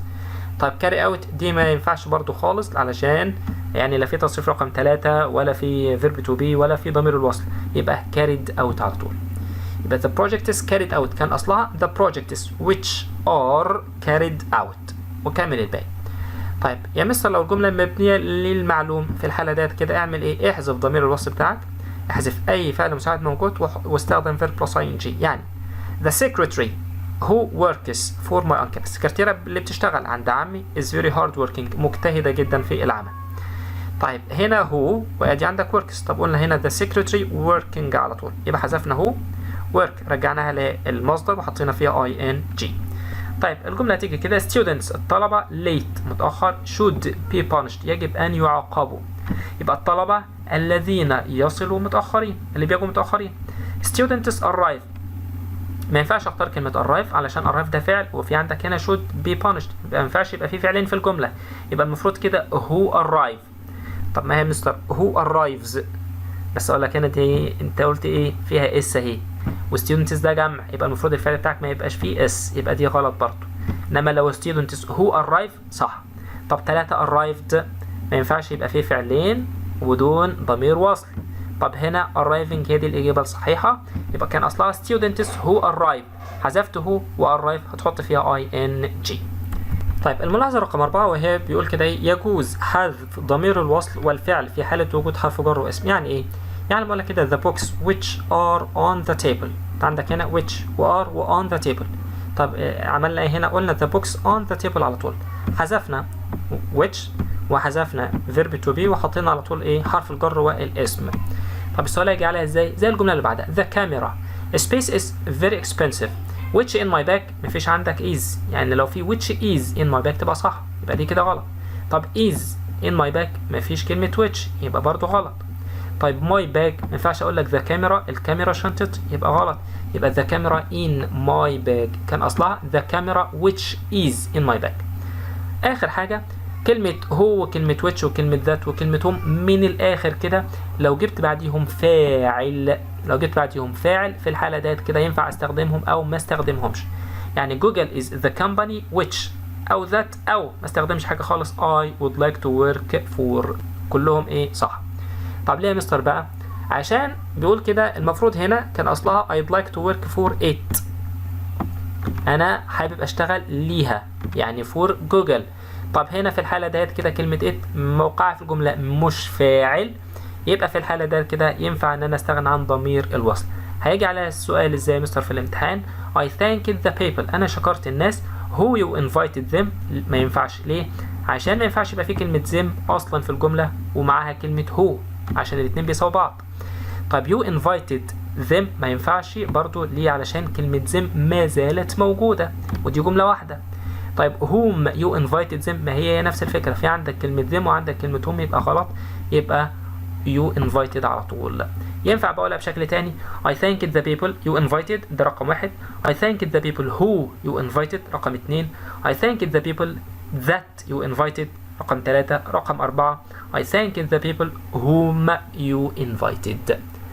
طيب يعني دي كانت اخر حاجه معانا كده النهارده. يا رب يعني الناس تكون استفادت، ويعني الدرس اصبح اسهل بكتير بالنسبه للناس. ولو في حد عنده اي سؤال او اي حاجه الناس تكتبه في الكومنتس وان شاء الله نرد عليه. وتابعونا واستنونا ان شاء الله باذن الله تعالى مع الحل. والسلام عليكم ورحمه الله وبركاته. السلام عليكم ورحمه الله وبركاته ابنائنا وبناتنا الاعزاء، ازيكم اخباركم ايه؟ يا رب تكونوا بخير ان شاء الله باذن الله تعالى. النهارده هنتكلم عن زمن الباست بيرفكت او الماضي التام. هنشرحه كده ونحل عليه شويه اسئله كانوا من انواع التطبيق. وطبعا لو سالتك هو بيتكون من ايه فانت تقول لي يا مستر ده بيتكون من هاد بلس البي بي او هاد وتصريف رقم 3. طيب ليه بنستخدمه؟ علشان نقول ان في عندنا تو اكشنز، حدثين اور مور او اكتر انت بوست حصلوا في الماضي. وخلي بالك بقى لازم الحدثين او الاكتر دول كده يكونوا حصلوا فين في الماضي. طيب الحدث الاولاني اللي هو الفيرست اكشن ده لازم يبقى فيه البوست بيرفكت هاد وتصريف رقم 3، يعني اللي حصل الاول ده في الماضي التام. كل الاحداث اللي بعد كده هتبقى في الماضي البسيط اللي هو طبعا بيكون من تصريف رقم 2. طيب تعالى ناخد المثالين دول كده علشان نفهم الماضي التام. الجملة الأولى بتقول when I reached the station the metro had left. لما وصلت المحطة المترو مشي. يا ترى ايه اللي حصل طبقا للقاعدة اللي فوق دي كده؟ عندك طبعا المترو مشي الأول. طب ليه؟ علشان في عندنا هنا هاد وتصريف رقم 3. يبقى المترو مشي الأول وبعد كده أنا وصلت المحطة، يبقى معنى كده I missed it أنا ملحقتوش. طب الجملة الثانية when I had reached the station the metro left. لما وصلت المحطة المترو مشي. طيب ايه اللي حصل الأول برضو هنا؟ عندنا هنا كده I had reached the station. أنا وصلت المحطة الأول. ليه؟ علشان في عندنا had وتصريف رقم 3. يبقى معنى كده أنا وصلت الأول وبعد كده المترو مشي، يبقى I caught it. يبقى الماضي التام حدثين أو أكتر حصلوا في الماضي. اللي حصل في الأول خالص ده في الباست بيرفكت أو الماضي التام had وتصريف رقم 3. طيب شوية قواعد كده بتاعته. أول حاجة بستخدمه لما في عندنا كلمة by زائد تاريخ في الماضي أو وقت في الماضي. يعني مثلا كده لما نقول كده by 2010 قبل سنة 2010 by the age of 10 قبل ما كمل 10 سنين.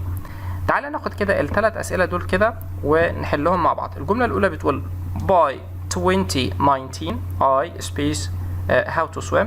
الجملة الثانية in 2019 I space how to swim. الجملة الثالثة since 2019 I space have how to swim. وعندنا الاختيارات بتاعتنا I'm learning و learned و have learned و had learned. الجملة الأولى طبقا للقاعدة اللي فوق هنا by يا مستر ده طبعا 2019 سنة في الماضي وقبلها كلمة by، يبقى على طول هذا التصريف رقم 3. يبقى هنا كده by 2019 I had learned how to swim. طب by معناها ايه؟ معناها قبل ما السنة دي ما تاجي. يبقى قبل ما السنة دي ما تاجي أنا كنت عملت حاجة قبلها اللي هي ايه؟ كنت اتعلمت إن أنا أسبح. طب الجملة الثانية in وسنة في الماضي زي ما شرحنا قبل كده في الماضي البسيط ده على طول طبعا ده تصريف رقم 2 فده ماضي بسيط يبقى I learned. وطبعا التصريف رقم 2 بتاع learn اللي هو learned بالتي أو بالإيتي الاتنين صح. طب الجملة رقم 3 since 2019 طبعا عندك since وسنة في الماضي يبقى على طول ده كده من الكي ووردز بتاع زمن ال present perfect المضارع تام يبقى have وتصريف رقم 3 يبقى I have learned. طيب الحاجة التانية ان انا دايما بستخدم الباست بيرفكت لو في عندي كلمة زي كلمة ذات بس بشرط ايه بقى؟ دايما اللي قبلها بيبقى باست سيمبل تصريف رقم 2 يبقى اللي بعدها على طول ماضي تام. يعني مثلا after I went home بعد ما روحت البيت I realized that I have been robbed. بعد ما روحت البيت انا اكتشفت ان انا اتسرقت. هو ايه اللي حصل الاول؟ روحت ولا ادركت ولا اتسرقت؟ اللي حصل طبعا اتسرقت الاول. ليه؟ ده هذا التصريف رقم 3. انا روحت البيت وبعد كده بطلع جيوبي كده بشوف المحفظه فين والفلوس فين ما لقيتهاش معايا. يبقى معنى كده انا اتسرقت الاول يبقى ده كده في الماضي التام. وطبعا هنا have been robbed ده past perfect بس passive مبني للمجهول. طيب طبق بقى معايا القاعده كده ادي في عندنا كلمه ذات اهي يبقى اللي قبلها هنا ادي realized ده كده past simple تصريف رقم 2 went تصريف رقم 2 past simple يبقى اللي جاي بعدها ماضي تام. طيب عندنا القاعده اللي بعد كده كلمه after وكلمه on و immediately on لو مفيش عندي subject فاعل يبقى انا على طول بجيب بعديهم verb plus ing. ادي كده after graduating from university I traveled abroad. ادي after مفيش هنا subject يبقى على طول في verb plus ing. طيب القاعدة اللي بعد كده عندنا كلمة after وعندنا كلمة as soon as وعندنا كلمة because اللي بتساوي كلمة as أو since. بس خلي بالك عشان as و since هنا بمعنى لأن، يعني بيساوي كلمة because. التلاتة بنجيب بعدهم subject فاعل، بعد كده بنجيب had والتصريف رقم 3، الجزء الثاني فيه subject وفيه past simple وتصريف رقم 2. لو انت عايز تفهم مفيش مشكلة. after معناها ايه؟ معناها بعد، زي as soon as. يبقى بعد ما عملت الحدث الأول يبقى الحدث الأول ده كده اتحط في الماضي التام. أنا عملت حاجة تانية بعديه يبقى ماضي بسيط.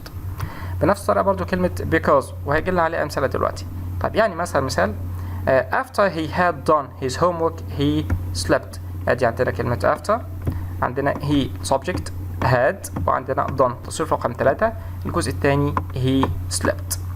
طيب تعالى بقى ناخد كده الايه الأربع أسئلة دول كده على كلمة because، وخلي بالك عشان بقى يدخل فيهم بقى ال past simple وال past continuous وهكذا. الجملة الأولى he didn't go diving because he spaced his diving suit. هو لم يذهب للغطس لأن هو إيه بدلة الغطس بتاعته. يبقى معنى كده هو نسي بدلة الغطس بتاعته. طب إيه اللي حصل الأول؟ أكيد إن هو نسي الأول وبعد كده ما راحش. يبقى بالتالي في حدثين، واحد حصل قبل التاني، وعندك didn't ده في ال past simple يبقى الجزء التاني على طول past perfect، يبقى because he have forgotten. طب الجملة التانية he didn't answer the phone because he spaced a shower. هو ما ردش على التليفون لأن هو إيه شاور بياخد دش.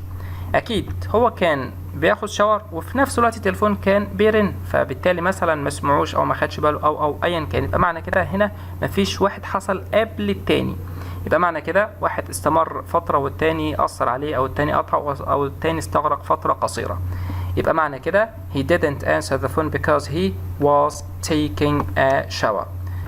past simple مع ال past continuous يبقى حدث كان شغال استمر فترة طويلة والتاني استمر فترة قصيرة.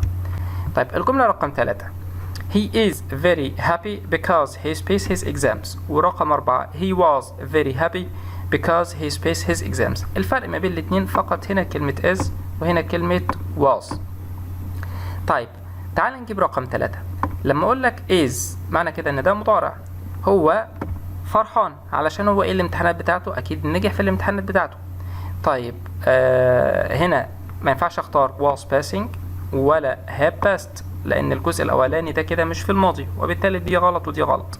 طيب has passed و passed بتقول يا مستر طب ما هو نجح، ما خلاص ما هو نجح كده في الماضي. طيب هنا بقى هنختار كلمة ايه؟ هنختار كلمة has passed. طب ليه يا مستر؟ ما هو خلاص هو نجح في الماضي. أقول لك صح، هو نجح في الماضي بس ليه أثر في الوقت الحالي. مادام حاجة حصلت في الماضي وانتهت في الماضي بس ليها أثر في الوقت الحالي يبقى معنى كده لازم استخدم present perfect has passed. يبقى he is very happy because he has passed. طيب يبقى معنى كده رقم دي passed دي غلط برضو اللي هي بتاع الماضي البسيط. طيب الجملة الرابعة he was، هنا بقى ادي was اهي، يبقى معنى كده الكلام بتاعك فين؟ في الماضي، يبقى الغي ازمنة البريزنت يبقى has دي ما تنفعش خالص. طب واللي بعد كده هنا مفيش كان حدث شغال والتاني قطعه ولا أثر عليه ولا أي حاجة، يبقى معنى كده was passing دي ما تنفعش، يبقى عندنا يا إما have passed يا إما passed. طيب هو كان فرحان لأن هو إيه الامتحان بتاعته أكيد نجح في الامتحان، يبقى اللي حصل الأول نجح الأول وبعد كده كان فرحان، يبقى معنى كده have passed. وهنا نقول إن الماضي التام برضو من ضمن استخداماته حدث بدأ في الماضي وانتهى في الماضي وله أثر، بس الأثر بتاعه فين؟ في الماضي، هو ده أهم حاجة. يبقى المضارع التام ليه أثر في البريزنت المضارع، إنما الماضي التام ليه أثر فين؟ في الماضي. طيب خلي بالك هي رقم دي past صح مش غلط، بس لو جات لي في الامتحان وجات لي have passed وجات لك passed لا التزم بالقاعدة فاختار ايه؟ had والتصريف رقم 3. طيب القاعدة اللي بعد كده ان احنا عندنا كلمة having على طول دايما بنجيب بعدها ال PP او التصريف رقم 3. having spaced his homework he slept. يبقى having ما ينفعش اقول لك had done، had هنا تصريف رقم 3 بس في done تصريف رقم 3. التصريف الثالث ده بيبقى من الفعل الاساسي مش الفعل المساعد. طيب having done ده هنا تصريف رقم 3 يبقى ده كده المظبوط والإجابة الصح. ما ينفعش أقول having doing عشان مش بنجيب بعدها verb plus ing. طب having been done الجملة بتاعتي مش مبنية للمجهول، يبقى having done بعد ما عمل الواجب بتاعه هو نام. طيب القاعدة اللي بعد كده عندنا طبعا كلمة before وكلمة by the time عكس كلمة after، يبقى هنجيب بعديهم subject الفعل وبعد كده past simple اللي هو تصريف رقم 2، الجزء الثاني السبجكت الفعل وهذا تصريف رقم 3. طب ليه؟ عشان معناها قبل ما يعمل الحاجة التانية يبقى تصريف تاني، هو كان عمل حاجة قبلها يبقى هذا تصريف رقم 3. يعني مثلا ادي before he slept قبل ما ينام he had done his homework هو كان عمل الواجب، يبقى عمل الواجب الأول وبعد كده ايه نام. بنفس الطريقة كلمة before لو ما فيش عندنا subject زي كلمة after كده بنجيب verb plus ing. يعني يجي لك مثلا كده before space he had done his homework، طبعا احنا لسه قايلين before هنا slept ما فيش عندنا فاعل، had slept ما ينفعش خالص، sleeps ما ينفعش يبقى sleeping، علشان ما فيش عندنا subject يبقى لازم يبقى فيه verb plus ing. الجملة اللي بعد كده أو القاعدة اللي بعد كده عندنا subject فاعل، عندك didn't plus infinitive أو couldn't plus infinitive أو wasn't أو weren't plus pp، وبعد كده كلمة till أو until هما معناهم حتى أو لغاية، وبعد كده subject فاعل، بعد كده هاد تصريف رقم 3. طب امتى يا مستر استخدم اللي فوق دي كده وامتى استخدم اللي تحت اللي هي was أو were؟ طيب خلي بالك بقى عشان في طلبة كتيرة بتقع فيها وجات قبل كده في الثانوية العامة كتير وناس وقعت فيها.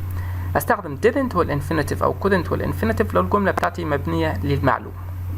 طب استخدم wasn't أو weren't والتصريف رقم 3 لو الجملة بتاعتك مبني للمجهول.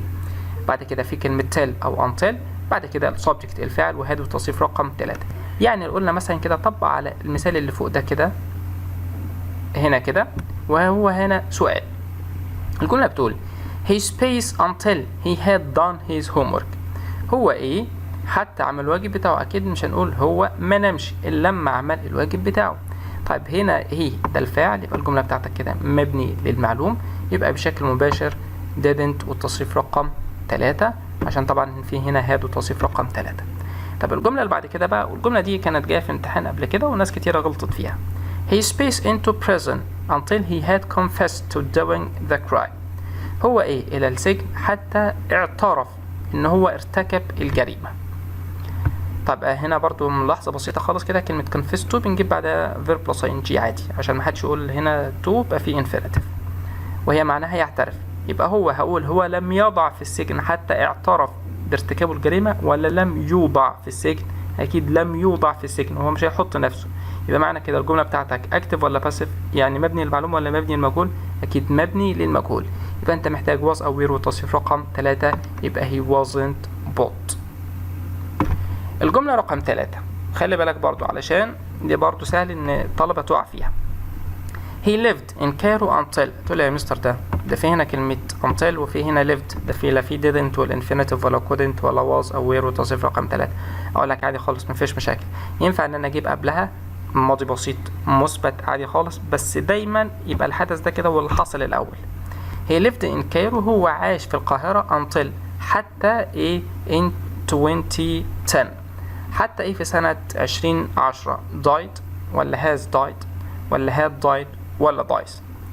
يبقى هو عاش في القاهرة لغاية لما مات سنة 2010، يبقى أكيد عاش الأول وبعد كده مات، يبقى مات ده كده الحدث رقم 2، يبقى لازم يبقى في الماضي البسيط يبقى died. وهنا عادي خالص مفيش مشاكل، استخدم ماضي بسيط أو استخدم ماضي تام مش قضية خالص، هو جايب هنا كده علشان يلخبطك. طيب الجملة اللي بعد كده برضو they refused to leave، هم رفضوا أن يغادروا. تقولي برضو يا مستر هنا ده refuse ده برضو لا في didn't نفس الطريقة.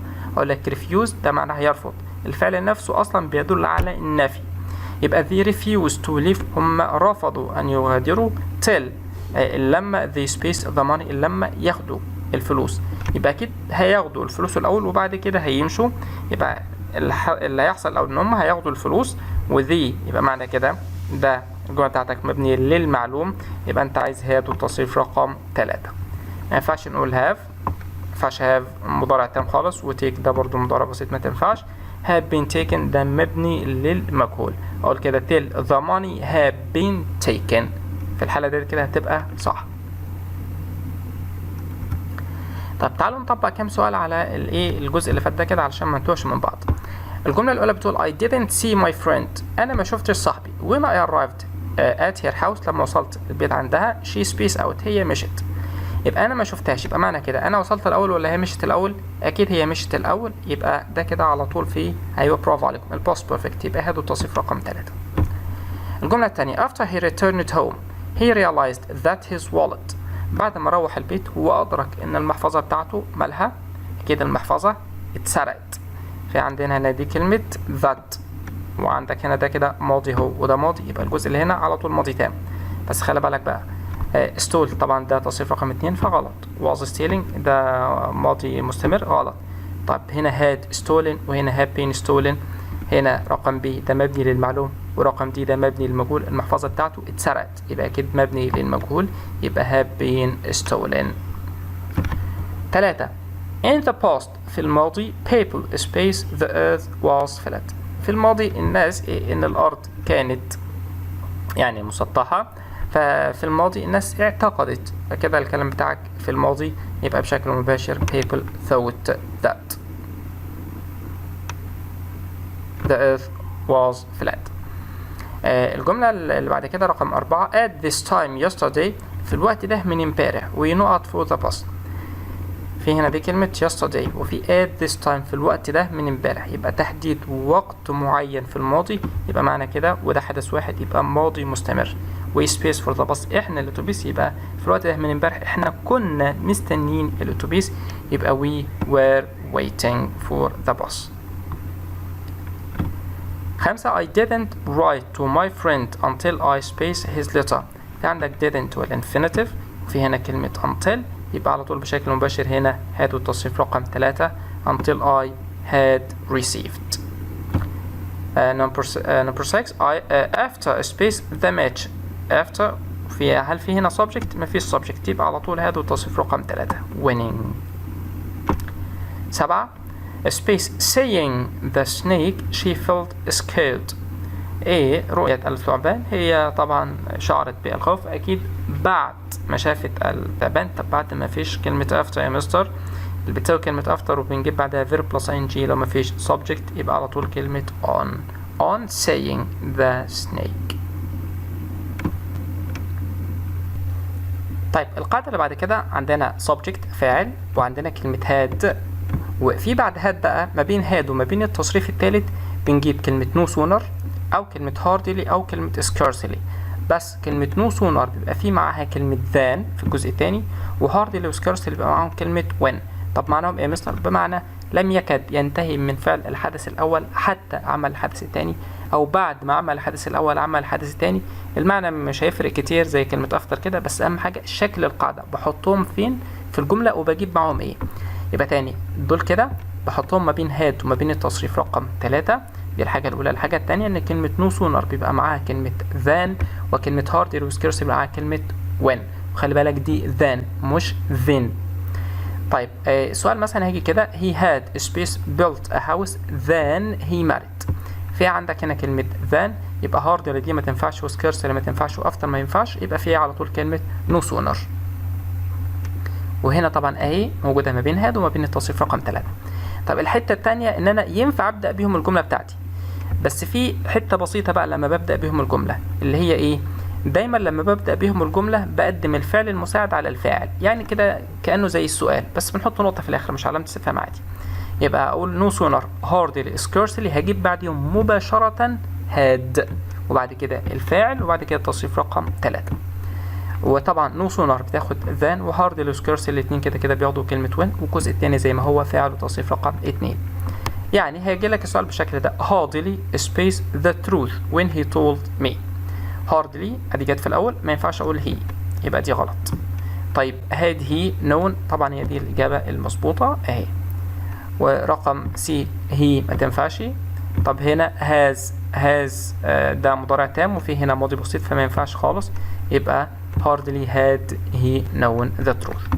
القاعده الثانيه عندنا كلمه it was only when وكلمة it wasn't until. وخلي بالك عشان هو على بعضيه التعبير على بعضيه it was only when واللي تحتها it wasn't until بنجيب بعديهم فاعل، بعد الفاعل had تصريف رقم 3.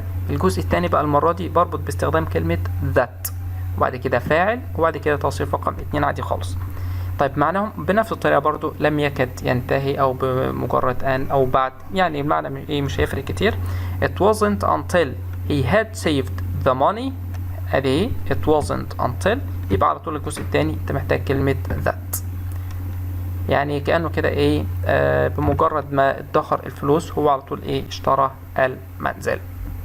طيب تعالوا ناخد أسئلة كده نطبق على الكلام ده، وطبعا ده تطبيق على كل اللي فات بقى. having على طول بتجيب بعد التصريف رقم 3 يبقى having got. الثانية no sooner طبعا جت في بداية الجملة يبقى أنت على طول محتاج بعدها برافو عليك had تصريف رقم 3 بس هيبقى بعد هذا على طول الفاعل no sooner had he. 3 you have to set your goals starting any work. انت لازم انك تحدد اهدافك تبدأ في اي عمل، يبقى اكيد قبل ما تبدأ في اي عمل يبقى before طبعا عشان هنا مفيش فعل في verb plus ing. I space realize my mistakes until I had checked. في عندي had وتصريف رقم 3 وفي كلمة until وفي عندك I أنا الفاعل يبقى أنا لم أدرك أخطائي، يبقى الجملة مبنية للمعلوم يبقى I didn't realize. He had hardly دي في عندك كلمة hardly موجودة ما بين had وما بين التصريف رقم 3 يبقى الجزء الثاني بيبقى معاها كلمة أيوة when.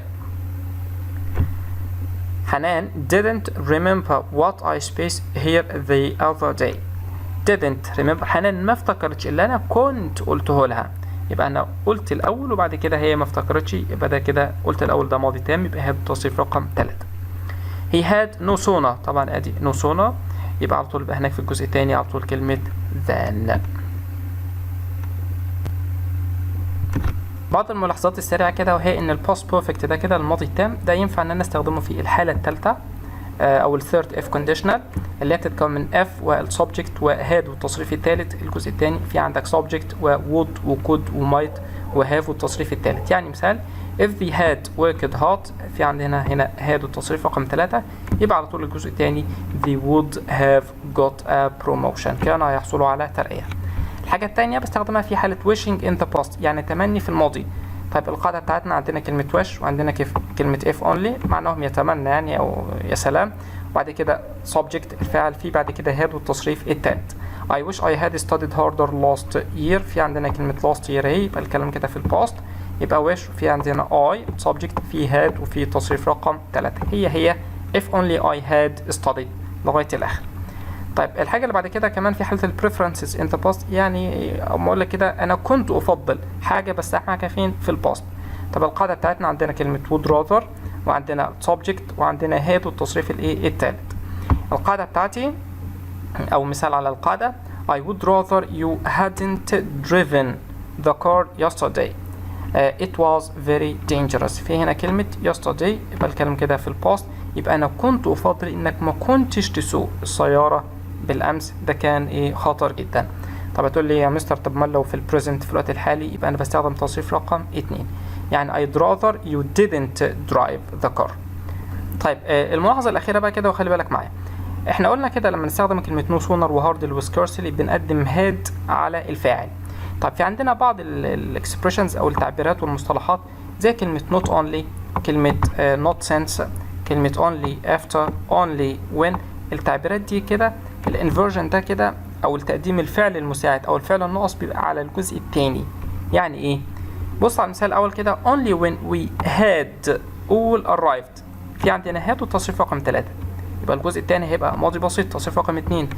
طيب وهنا التصريف رقم 2 المفروض ان احنا كنا نقول I felt calm بس لا ما دام في only when يبقى الجزء الثاني ده كده بستخدم فعل مساعد او فعل ناقص وبعد كده الفاعل وبعد كده الفعل الاساسي بتاعك. طبعا ده في الباست فانت بتستخدم كده كلمة did والفاعل وما دام في did يبقى انا هستخدم الانفينيتيف. مثال تاني only after I had seen her flat did I understand why she wanted to live there. في عندك هنا ادي had والتصريف الثالث. الجزء الثاني الطبيعي ان هو يبقى past simple تصريف رقم 2 فبنفس الطريقة ادي did I understand. طيب نخلي بالنا من الملاحظة اللي جاية دي، وهي إن كل الروابط بقى اللي فاتت يعني after و before و as soon as و when و the moment و till و until، كل الكلام ده لما أتكلم في الفيوتشر في المستقبل. لما أتكلم فين؟ أيوه في المستقبل. أجيب بعدهم subject فاعل، بعد الفاعل أجيب present simple مضارع بسيط يعني تصريف رقم واحد، والفعل بتاعك هيكون آخره s لو الفعل he و she و it، أو present perfect مضارع تام، والجزء الثاني دايما بقى subject و will plus infinitive أو am is are going to plus infinitive. طيب مثلا كده مثال نقول after he finishes أو has finished the story he will publish it. هنا في عندك ادي كلمة will plus infinitive، يبقى الجزء اللي هنا فيه has finished مضارع تام أو finishes، فعل هنا آخره s أهو علشان الفعل بتاعنا كلمة he. مثال تاني we want to start the meeting until you arrive. هنا want ده النافي بتاع كلمة will، ادي want plus infinitive. الجزء الثاني في عندنا arrive ده كده اللي هو تصريف رقم واحد. يبقى خلي بالك علشان برضه دايما بتيجي في الأسئلة والناس ايه على طول أول ما بتشوف مثلا after يقول لك على طول هاتوا التصريف الثالث على طول بدون حتى ما يبص على الجزء الثاني. طيب الملاحظة اللي بعد كده وهي إن كلمة after that بتساوي كلمة before عشان المعنى بتاعها. يعني I had graduated from the university، أنا تخرجت من الجامعة. after that بعد ذلك I joined the army، أنا التحقت بالجيش. يبقى اللي حصل الأول إنه اتخرج الأول، بعد كده اللي هو التحق بالجيش. يبقى كلمة after that بتساوي كلمة before. يعني نحذف بقى كلمة after that ونحط مكانها before، يعني before I joined the army I had graduated from the university، قبل ما التحق بالجيش أنا تخرجت من الجامعة. وبنفس الطريقة before that بتساوي كلمة after، يعني I married last year، أنا تزوجت السنة اللي فاتت. before that قبل كده يعني قبل ما أتزوج I had built a house، أنا كنت بنيت منزل.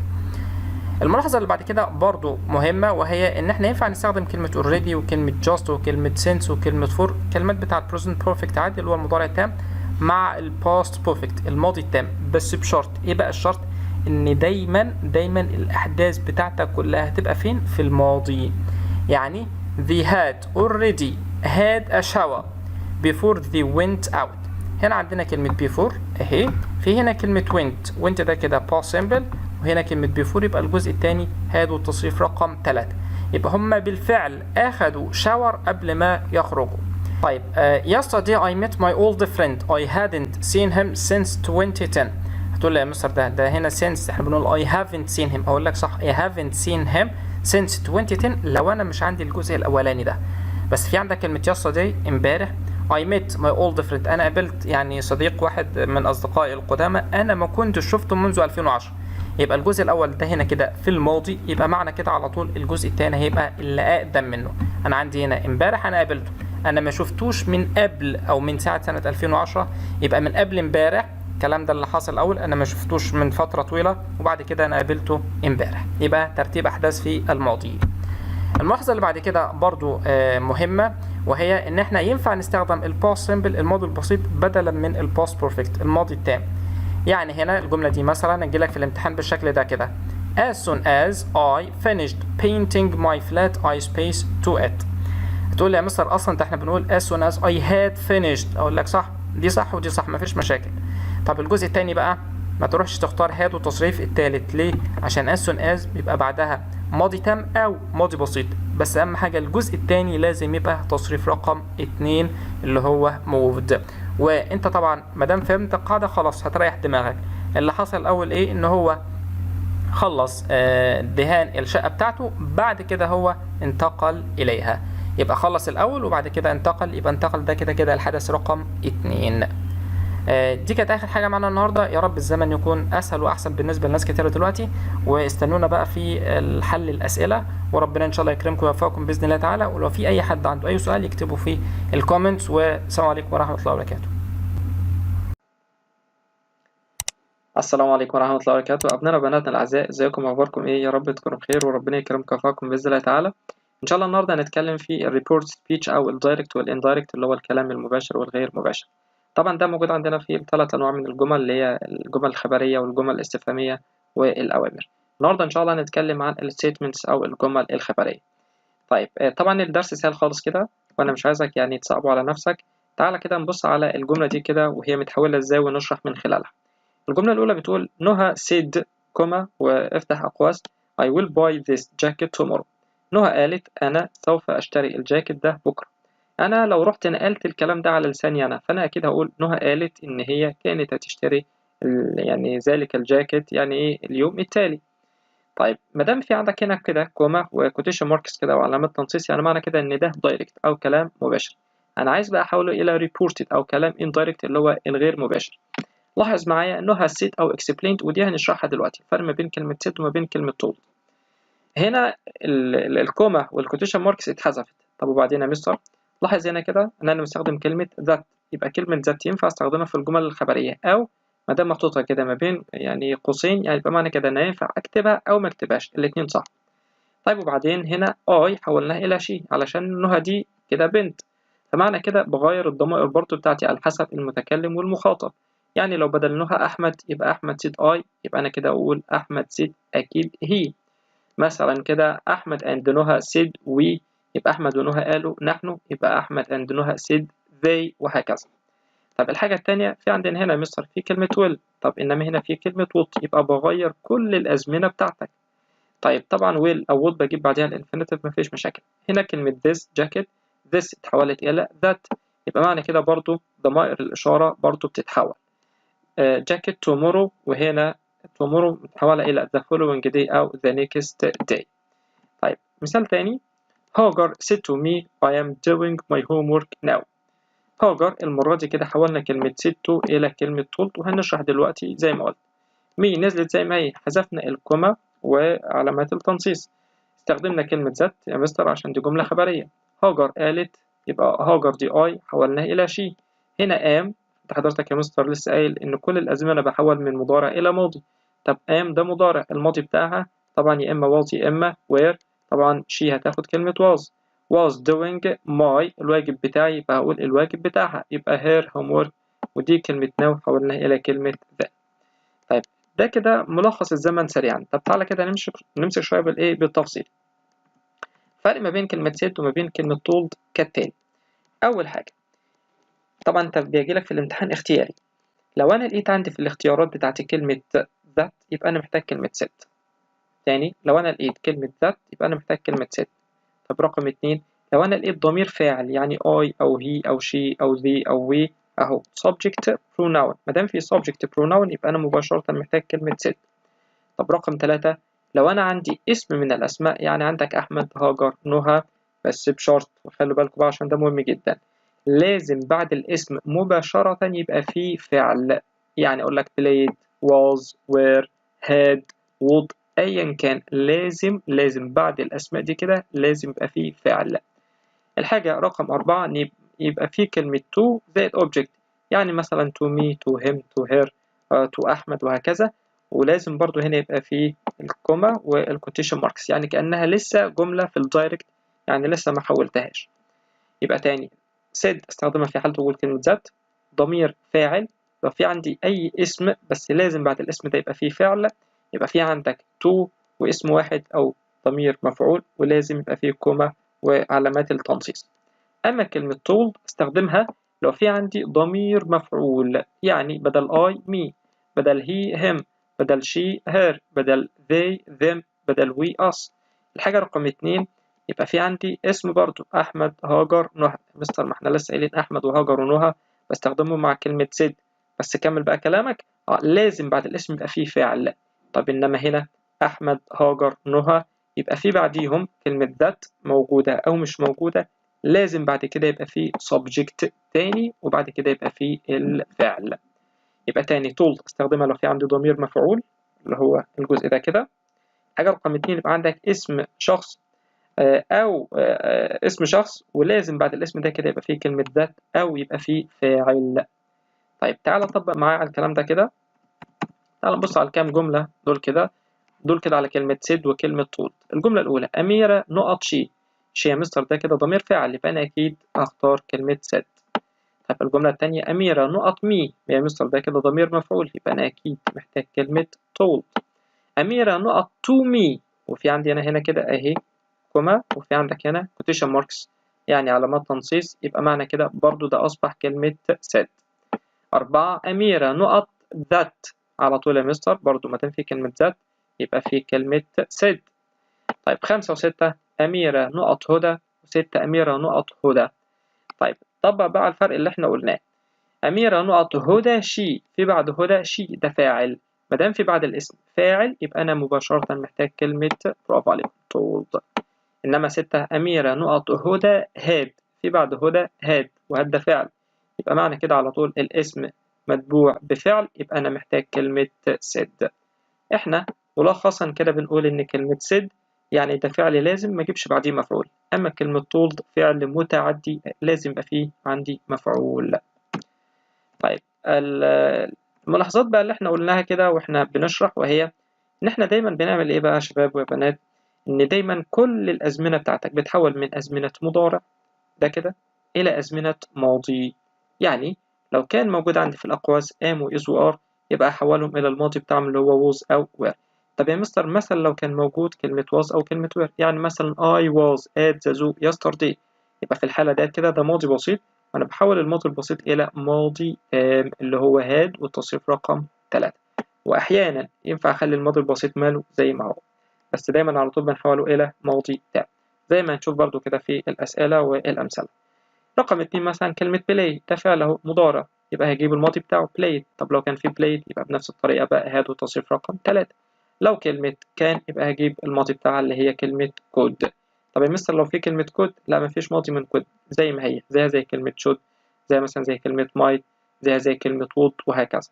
طيب لو كان في كلمة will يا مستر will بحولها إلى would، وقلنا لو would لا بتنزل زي ما هي. طيب have وhas الماضي بتاعهم اللي هو كلمة had، طب لو كان في had يبقى بجيب الماضي بتاعها اللي هي had. وطبعا كل ده بيجي لك في الاختياري زي ما هنشوف إن شاء الله. طيب كده أول حاجة مهمة جدا جدا، دايما لو عندك أقواس غالبا بيبقى في عندك فعل في المضارع. طب لو أنا شلت الأقواس يبقى بحول من مضارع إلى ماضي.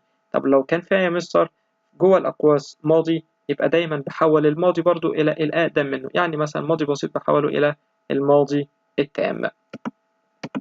طيب الملاحظة اللي بعد كده عندنا بس كلمة have to وكلمة has to وكلمة must، التلاتة ليهم 3 حالات زي ما احنا ما شايفين كده اهو. طيب ايه يا مستر بقى الحالات بتاعتهم؟ اول حاجة كلمة have to و has to و must الاتنين احولهم الى had to امتى؟ لو بتكلم عن ضرورة يعملها ضرورة وقتية. ضرورة وقتية ازاي؟ يعني اقول لك مثلا كده احمد is ill، احمد مريض، I must visit him today، انا لازم اروح ازوره النهارده. يبقى في الحالة ده هي كده هحولها بقى، يبقى احمد was ill I had to visit him that day. يبقى معنى كده كلمة must حولتها إلى كلمة had to عشان بتكلم عن ضرورة وقتية، يبقى في الحالة ديت كده هحول must أو has أو have to إلى had to. طب رقم 2 إن كلمة have to و has to و must بحولهم إلى would have to إمتى؟ لو كنت بتكلم في المستقبل، يعني مثلا I must go to the airport tomorrow، في عندك tomorrow ده مستقبل، يبقى في الحالة ديت كده هحول كلمة must أو have أو has to إلى would have to، يعني I would have to go to the airport مثلا tomorrow قلنا بنحولها إلى the following أو the next day. طيب كلمة have to و has to و must هيفضلوا زي ما هم have to أو has to أو must لو بتكلم عن ضرورة لازم تحصل في كل الأوقات.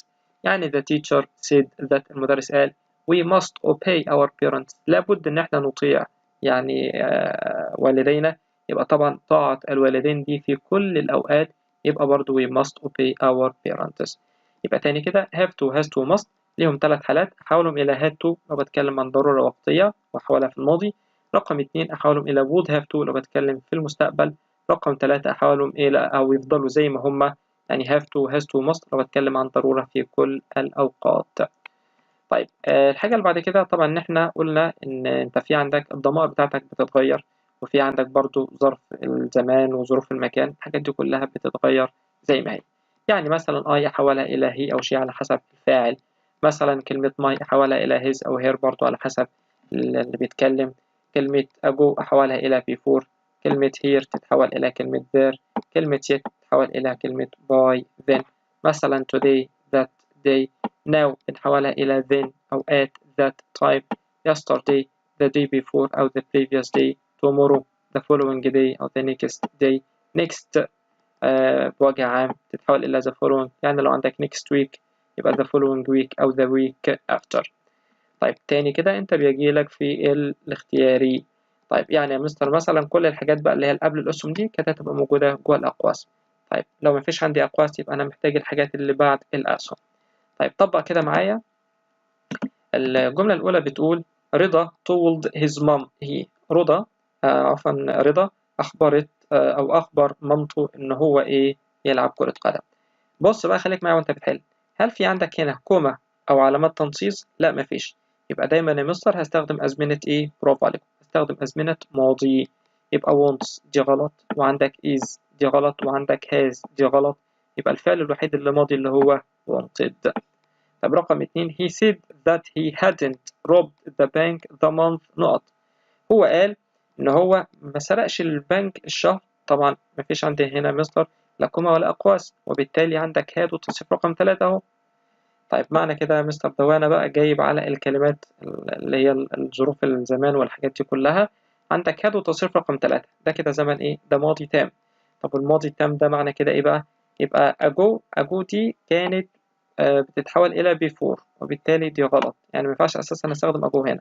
كلمة last ما ينفعش أستخدمها لأن هي بتتحول إلى مثلا لك last week يبقى the week أو the previous week أو the week before. طيب last month يبقى حولها إلى the month before. يبقى معنى كده الإجابة الصح بتاعتك كلمة before. كلمة following دايما بستخدمها في المستقبل. طيب الجملة رقم 3 هالة told us she had helped space mother. هالة قالت إن هي ساعدت، يبقى ساعدت مين؟ أكيد ساعدت والدتها، يبقى معنى كده her mother. طيب الجملة رقم 4 كده برضو ناخد شوية أسئلة كده على الحاجات دي كده عشان إن شاء الله تثبت أكتر وأكتر. الجملة رقم 4 بتقول نادي told me that he spaced tennis the day before. تاني هل في عندك هنا كوما وأقواس؟ مفيش، يبقى أنت محتاج ماضي. يبقى place غلط، has غلط. يبقى محتاج يا مستر had played أو was played.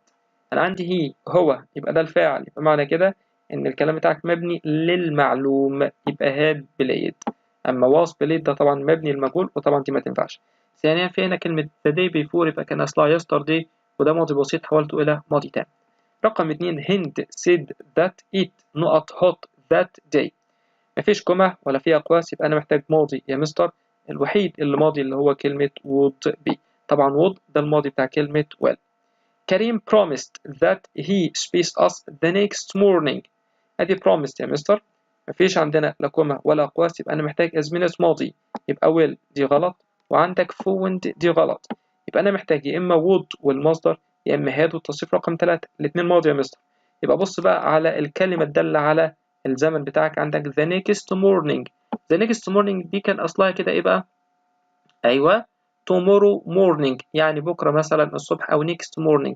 يبقى معنى كده أنا بتكلم في المستقبل، وأنت لما تيجي تتكلم في المستقبل يبقى محتاج حاجة من اتنين، يا إما محتاج am is are و verb plus ing، يا إما محتاج will والinfinitive. طبعا هنا will حولناها إلى would والinfinitive، إنما هذا التصريف الثالث ده على طول بتاع الماضي.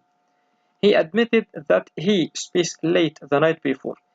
نفس الطريقة يا مستر، لا في لا كوما ولا أقواس. الغي المضارع يبقى has دي غلط. طب عندي was arrived، وعندي had arrived، وعندك would arrive. بص بقى على الكلمة اللي موجودة عندك هنا the night before كان أصلها last night.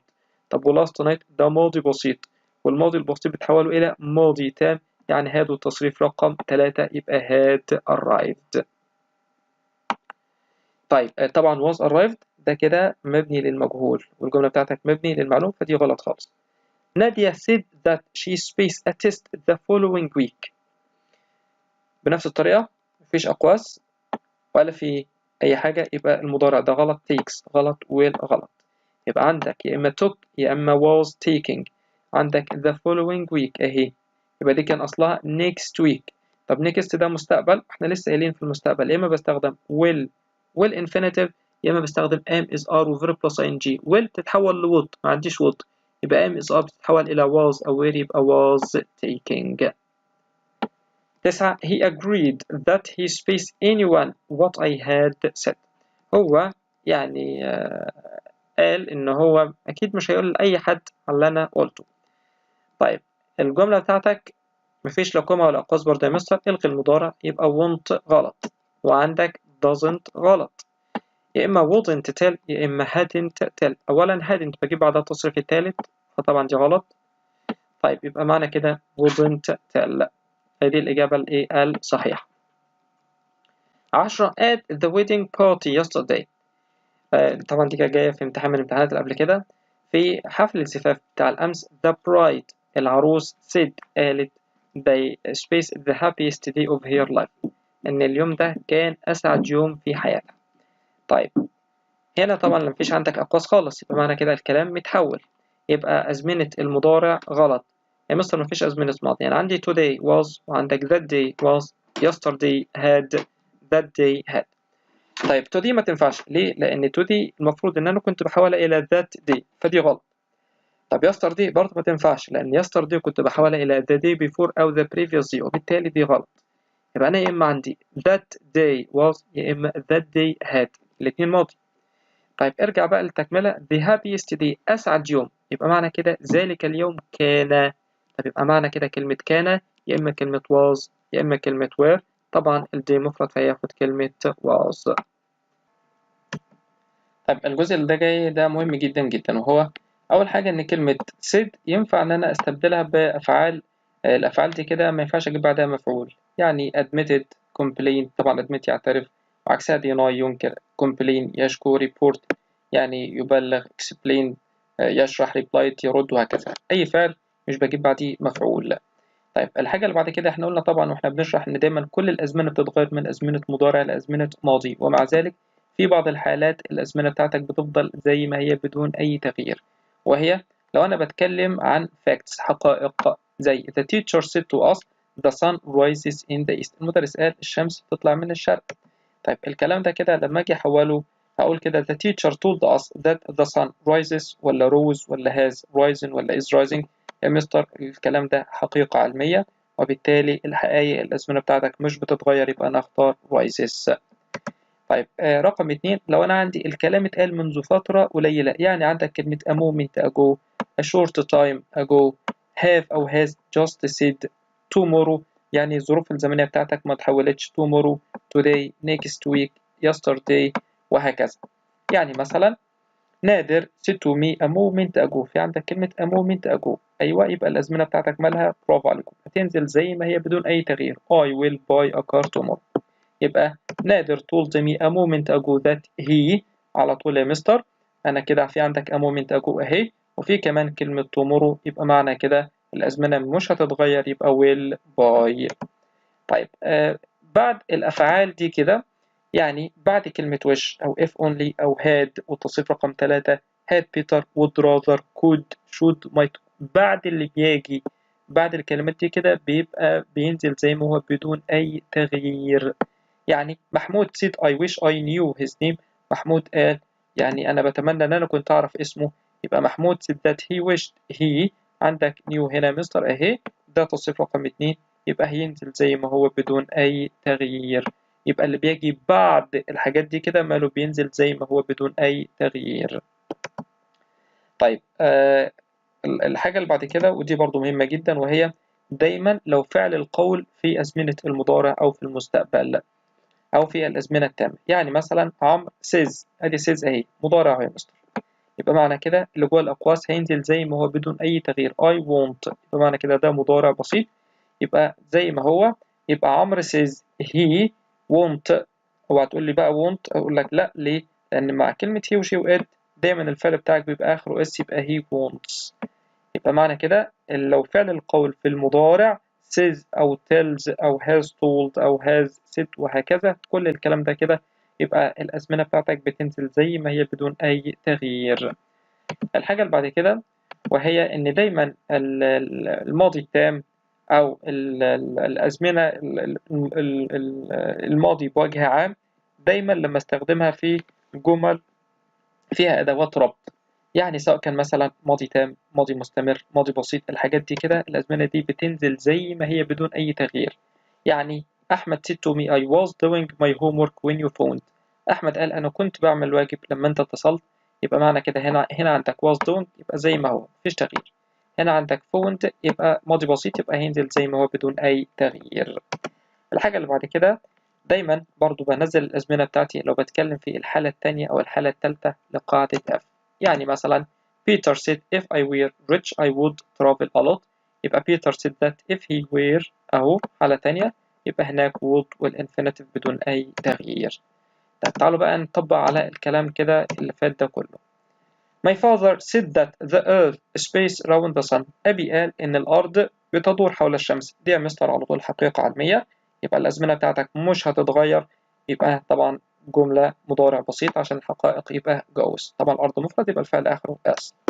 ولا said if هالة came early منى space her.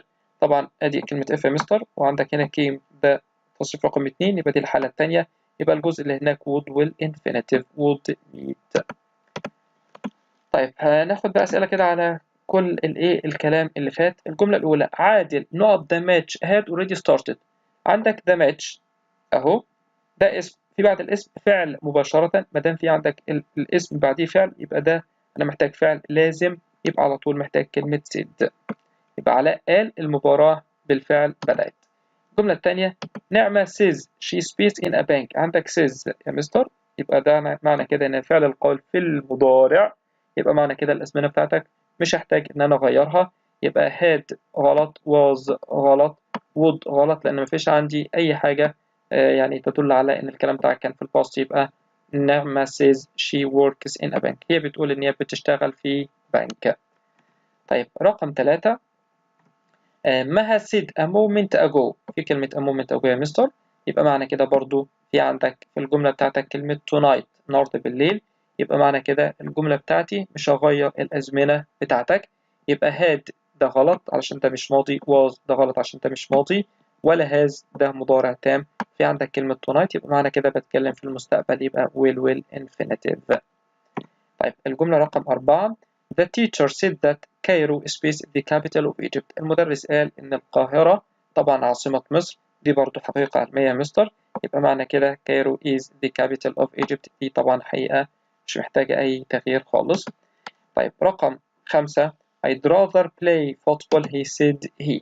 يعني أنا أود إن أنا ألعب كرة قدم. هو قال إن طبعا كلمة he إحنا قلنا طبعا بعد كلمة would rather وكلمة had better وكلمة wish عفوا كلمة should وكلمة wish برضو وكلمة if only وكلمة might كل اللي بيجي بعديهم بيكون زي ما هو. طيب يا ترى بقى الأبوستروفي دي اختصار لكلمة إيه بقى مستر؟ أيوة طبعا عندك would rather ولكن had better. يبقى معنى كده would rather play هي دي الإجابة الصحيحة. ليه؟ لأن أنا عندي would rather بعدها play مصدر وبالتالي اللي هينزل بنفس الطريقة في الريبورت سبيتش برضه هيبقى زي ما هو بدون أي تغيير. يبقى he would rather play. طبعا بس كده هنكتب هنا كلمة football. أما would rather played ما ينفعش أجيب الماضي. would rather had played برضه ما ينفعش خالص. هنا had rather مفيش حاجة اسمها had rather ده هنا would rather وبعدها المصدر يبقى هينزل زي ما هو. طيب دي كانت آخر حاجة معانا كده النهاردة. يا رب إن شاء الله الناس تكون استفادت والدنيا بقت أصبحت أسهل شوية عند الناس. ويا ريت لو في حد عنده أي سؤال أو حاجة إن شاء الله يعني يكتبوا وتابعونا واستنونا في الحلقات اللي جاية. والسلام عليكم ورحمة الله وبركاته.